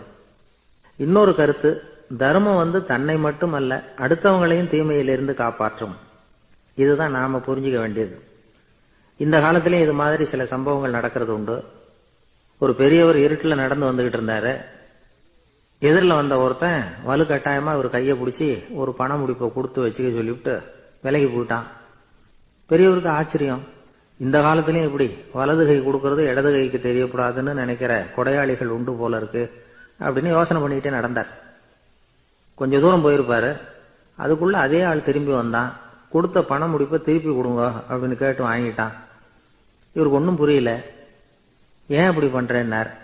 அது ஒண்ணும் இல்லைங்க, கொஞ்ச நேரம் இதை உங்ககிட்ட கொடுத்து வச்சிருந்தேன், அவ்வளவுதான் அப்படின்னா. ஏன்னு கேட்டார். என்னை பின்னாடி போலீஸ் தேடிக்கிட்டு வந்துகிட்டு இருக்குது, அதுதான் அப்படி பண்ணேன். இப்போ போயிட்டு இனிமே ஒன்றும் பயம் இல்லை அப்படின்னு சொல்லிவிட்டு அவன் பாட்டுக்கு நடந்து போறான். ஜெருசலேம், அங்க உள்ள ஒரு தேவாலயம். அதுல உள்ள பலிபீடத்தின் முன்னாடி ஒரு பெட்டி உண்டு. அது காணிக்கை பெட்டி. ஆலயத்துக்கு வர்றவங்க பிரார்த்தனை பண்ணிவிட்டு திரும்பி போற சமயத்துல அந்த பெட்டியில காணிக்கை போடுவாங்க. அவங்களால எவ்வளவு முடியுமோ அவ்வளவு போடுறது வழக்கம். அவங்கவுங்க வசதிக்கு தகுந்த மாதிரி போடுவாங்க. வசதி உள்ளவங்களா இருந்தாலும் சரி, வசதியே இல்லாத வறியவர்களா இருந்தாலும் சரி, ஆலய காணிக்கை பெட்டியில காசு போடுறது அவங்களுக்கு ரொம்ப பெருமையான ஒரு செயல். ஒரு சமயம் இயேசு தம்முடைய சீடர்களோடு அந்த ஆலயத்துக்கு வரார். அங்க உட்கார்ந்து ரொம்ப நேரம் வழிபாடு பண்ணிட்டு இருக்கிறார். சீடர்களும் அந்த ஜபத்துல கலந்துகிட்டாங்க. வழிபாடு முடிஞ்சது. இயேசு உட்கார்ந்துருக்கிறார். காணிக்கை பெட்டியில காசு போடுறவங்கள கவனிக்கிறார். சீடர்களும் அதையே கவனிச்சுக்கிட்டு இருக்கிறாங்க. ரொம்ப பேர் வரிசையா வந்தாங்க. அவங்களால முடிஞ்ச அளவுக்கு காசு போட்டுட்டு அவங்க பாட்டுக்கு போய்கிட்டு இருக்கிறாங்க. வசதியானவங்க நிறைய பேர் வந்தாங்க. அதுக்கு மத்தியில வயசான ஒரு அம்மா, அவங்களும் வந்து காசு போட்டுட்டு போறாங்க. இப்போ இயேசு தன்னுடைய சீடர்கள் பக்கம் திரும்பினார். ஒரு கேள்வி கேட்டார். இப்ப இந்த காணிக்கை பெட்டியில நிறைய பேர் வந்து காசு போட்டுட்டு போறத நீங்க கவனிச்சிங்க. இன்னைக்கு இந்த காணிக்கை பெட்டியில ரொம்பவும் அதிகமா காசு போட்டது யார் அப்படின்னு கேட்டார். முதல்ல வந்தார ஒரு பெரிய மனுஷன், அவர் தான் அதிகமா போட்டார் அப்படின்னாரு ஒருத்தர். மூணாவதா வந்தவர் தான் அதிகமா போட்டார், நான் கவனிச்சேன் அப்படின்னாரு இன்னொருத்தர். இப்படி ஆளுக்கு ஒரு விதமா சொல்றாங்க. கடைசியா இயேசு சொன்னாராம், இன்றைக்கு அந்த பெட்டியில அதிகமா காசு போட்டவங்க அந்த வயசான அம்மா தான் அப்படின்னாராம். சீடர்களுக்கு ஒன்றும் புரியல. அந்த அம்மா ரொம்பவும் ஏழையாச்சே, அவங்க எப்படி அதிகமா காணிக்கை செலுத்த முடியும் அப்படிங்கறது அவங்க சந்தேகம். இயேசு விளக்குனார். நிறைய பேர் வந்தாங்க, நிறையவே காசுகள் போட்டாங்க, அது உண்மைதான். ஆனாலும் அந்த அம்மா என்ன பண்ணாங்க கவனிச்சிங்களா? வந்தாங்க, தன்னுடைய காசு பைய திறந்தாங்க, அப்படியே கொட்டுனாங்க. அதுல இருந்தது ரெண்டு காசுகள் தான். அந்த 2 காசும் காணிக்கை பெட்டியில விழுந்துட்டுது. மற்றவங்க எல்லாம் தங்கள்கிட்ட இருந்த செல்வத்தின் ஒரு சிறு பகுதியை எடுத்து பெட்டியில போட்டாங்க. ஆனா இந்த அம்மா தன்கிட்ட என்ன இருந்ததோ அதை அப்படியே போட்டுட்டாங்க. தன்னுடைய பிழைப்புக்காக வச்சிருந்த அவ்வளவையும் இழக்கிறதுக்கு தயாராயிட்டாங்க. அவ்வளவு தாராள மனசு அவங்களுக்கு. அதனால அவங்க செலுத்தின காணிக்கை தான் அளவுல அதிகம் அப்படின்னார். விலை மதிப்பில்லாத முத்து புதையல் ஒருத்தனுக்கு கிடைக்க போகுதுன்னு வச்சுக்கோங்க. அதன் மதிப்பை உணர்ந்தவன் என்ன பண்ணுவான்? அதை அடையறதுக்காக தன்கிட்ட இருக்கிற எதையும் கொடுக்கறதுக்கு தயாரா இருப்பான் இல்லையா? அது மாதிரிதான் இதுவும் அப்படின்னார். உலக மதிப்பீடுகளை துரும்பா தூசியா மதிச்சு அதையெல்லாம் உதறி விடுகிறவன் இறையருள் அப்படிங்கிற இணையில்லாத செல்வத்தை பெறுகிறான் அப்படிங்கிறது இதுல உள்ள கருத்து. இறைவனுக்காக இழப்பதுன்னா துன்பப்படுகிறவர்களுக்காக, ஏழைகளுக்காக, ஏதுமற்றவர்களுக்காக இழப்பது அப்படின்னு அர்த்தம். உங்கள் அயலானுக்கு நீங்கள் என்ன உதவி செய்தாலும் அதை எனக்கே செய்கிறீர்கள் அப்படின்னு இயேசு சொல்லியிருக்கிறார். அடுத்தவங்களுக்கு உதவணுங்கிற குணம் இன்னைக்கு ரொம்ப குறைஞ்சு போச்சு. ஒருத்தன் வாழைப்பழத்தோல் வழுக்கி கீழே விழுந்துட்டான். பக்கத்துல இருந்த நண்பன் உடனே இவனை தூக்கிக்கிட்டு போய் ஆஸ்பத்திரியில சேர்த்துட்டான். அதுக்கப்புறம் சொன்னான், நீ அந்த வாழைப்பழத்தோல்ல காலை வைக்க போறத முன்னாடியே நான் கவனிச்சுட்டேன் அப்படின்னானா. அப்படின்னா அப்பவே நீ எனக்கு உதவி செஞ்சிருக்கலாமே அப்படின்னானா அவன். நான் டாக்டருக்கு உதவலாம்னு நினைச்சுட்டேன் அப்படின்னா இவன். ஒரு ஊர்ல ஒரு ஆள் இருந்தான். அவனுக்கு வெளிநாட்டுக்கு போகணும்னு ஆசை. ஆனா அவனுக்கு எந்த மொழியும் தெரியாது. இருந்தாலும் சமாளிச்சுக்கலாம்னு முடிவு பண்ணிட்டு கிளம்பிட்டான். ஏதோ ஒரு தேசத்துக்கு போய் சேர்ந்தான். அங்க அவனுக்கு யாரையும் தெரியாது. அவங்க என்ன மொழியில பேசிக்கிறாங்க அப்படிங்கறது கூட புரியல. என்ன பண்றதுன்னு யோசனை பண்ணிட்டு ஒரு இடத்துல நின்றுகிட்டு இருக்கிறான். எதிர ஒரு பெரிய கட்டிடம். நிறைய பேர் உள்ள போயிட்டு இருக்கிறாங்க. இவனும் அவங்க பின்னாடியே உள்ள போனான். ஒரு பெரிய அறை, அலங்காரம்லாம் பண்ணி வச்சிருக்கிறாங்க. நிறைய பேர் சாப்பிட்றதுக்காக உட்காந்துருக்கிறாங்க. இவனுக்கு நல்ல பசி. அதனால இவனும் உட்கார்ந்தான். சாப்பாடு போட்டாங்க, சாப்பிட்டான். அன்பான உபசரிப்பு. இவன் மனசு உள்ள நினைச்சுக்கிட்டான், இது ஏதோ அரசருடைய அரண்மனை மாதிரி தெரியுது. இன்னைக்கு ஏதோ விருந்து நடக்குது. நல்ல வேளை நம்ம பசியும் தீர்ந்தது அப்படின்னு நினைச்சுக்கிட்டே நிமிர்ந்து பாக்குறான். சாப்பாடு பரிமாறினவன் எதிரில் ரொம்ப பணிவோட முதுக வளைச்சி வணக்கம் தெரிவிச்சான். இவனும் எழுந்திருச்சு நின்று முதுக வளைச்சி வணக்கம் தெரிவிச்சான். ரொம்ப நன்றின்னா. அவன் ஒரு சீட்டை இவன் கையில கொடுத்தான். இவன் அதை வாங்கி பாக்குறான். என்ன எழுதியிருக்குன்னு ஒன்னும் புரியல. சரி, இந்த நாட்டுல தங்களுடைய நன்றியை சீட்டுல எழுதி தான் கொடுப்பாங்க போல இருக்கு அப்படின்னு நினைச்சுக்கிட்டு மறுபடியும் நன்றின்னா. ஆனா அவன் காசை கொடுங்கன்னா. ஏன்னா அது ஒரு ஹோட்டல். இவன் சாப்பிட்டதுக்கான பில் அது. இவன் அதை புரிஞ்சிக்கவே இல்லை. நன்றின்னு அந்த சீட்ல எழுதி கொடுக்குறாங்க போல இருக்கு அப்படின்னு நினைச்சுக்கிட்டு அதை வாங்கி சட்டை பையில பத்திரமா வச்சுக்கிட்டு, பரவாயில்லைங்க ரொம்ப மகிழ்ச்சின்னா. ஒரு வெளிநாட்டுக்காரனுக்கு இவ்வளவு தூரம் மரியாதை பண்றீங்களே, எங்க ஊருக்கு போனதும் உங்களை பத்தி நிறைய சொல்லுவேன் அப்படின்னா. இவன் என்ன சொல்றான்னு அவனுக்கு புரியல. இவனை பிடிச்சி அழைச்சிட்டு போய் முதலாளி முன்னாடி நிறுத்தினான். நாம சொன்னதுல இவனுக்கு ரொம்ப பெருமையா இருக்கணும் போல இருக்கு, அதுதான் பெரிய இடத்துக்கு அழைச்சிட்டு வந்திருக்கிறான் அப்படின்னு இவன் நினைச்சுக்கிறான். அவரும் பில்லுக்கான பணத்தை கொடுங்கிறாரு. பரவாயில்லைங்க, ரொம்ப மகிழ்ச்சி, நன்றிங்கிறான் இவன். அவரு பார்த்தார், இவனை நீதிமன்றத்துக்கு அனுப்பி வச்சுட்டார். இவன் என்ன நினைச்சுக்கிட்டான், நம்மளை இந்த ஊர் ராஜா முன்னாடியே அழைச்சிக்கிட்டு வந்து நிறுத்தி இருக்கிறாங்க போல இருக்கு, என்ன ஒரு பெருந்தன்மை அப்படின்னு நினைச்சுக்கிறான். நீதிபதி சொன்னார், சாப்பிட்டதுக்கான பணத்தை கொடுத்துரு, இல்லைன்னா அதுக்கான தண்டனை அனுபவிக்க வேண்டி இருக்கும்னார். ராஜாவே நமக்கு நன்றி சொல்றாரு போல இருக்கு அப்படின்னு நினைச்சுக்கிறான் இவன். என் மகிழ்ச்சிக்கு எல்லையே இல்லைங்க அப்படின்னா. அவரு பார்த்தார், இவனுக்கு தண்டனை கொடுக்க வேண்டியதுதான் அப்படின்னு முடிவு பண்ணார். உடனே தீர்ப்பு எழுதினார். இவனை கழுதையில பின்புறமா உட்கார வைங்க, இவன் ஒரு மோசடிக்காரன் அப்படின்னு ஒரு போர்டு எழுதி அவன் கழுத்துல மாட்டுங்க, அப்புறம் அந்த கழுதையை ஊரு பூரா விரட்டுங்க அப்படின்னார். இவனுக்கு தான் மொழி புரியலையே, ஏதோ நடக்குது அப்படிங்கிறது மட்டும் புரியுது. எல்லாரும் சேர்ந்து இவனை ஒரு கழுதை மேல உட்கார வச்சாங்க. ஓஹோ, நம்மளை பாராட்டி ஒரு ஊர்வலம் நடத்துறாங்க போல இருக்கு அப்படின்னு நினைச்சுக்கிறான் இவன். எல்லாரும் சத்தம் போட்டுக்கிட்டே கையை தட்டிக்கிட்டு கழுத பின்னாடி ஓடி வர்றாங்க. இவனுக்கு ரொம்ப உற்சாகமா இருக்குது. எல்லாருக்கும் கை கூப்பி வணக்கம் சொல்லிக்கிட்டே போறான். கூட்டத்துல திடீர்னு ஒரு தெரிஞ்ச முகம் தெரியுது. அவனுடைய தேசத்தை சேர்ந்த ஒரு ஆள் அவன். அவனை பார்த்ததும் இவனுக்கு ரொம்ப உற்சாகம். நம்ம ஊருக்கு போனதும் இங்க நமக்கு கிடைச்ச மரியாதையெல்லாம் உண்மைதான்னு சொல்றதுக்கு ஒரு சாட்சியும் கிடைச்சுட்டுது அப்படின்னு நினைச்சுக்கிறான்.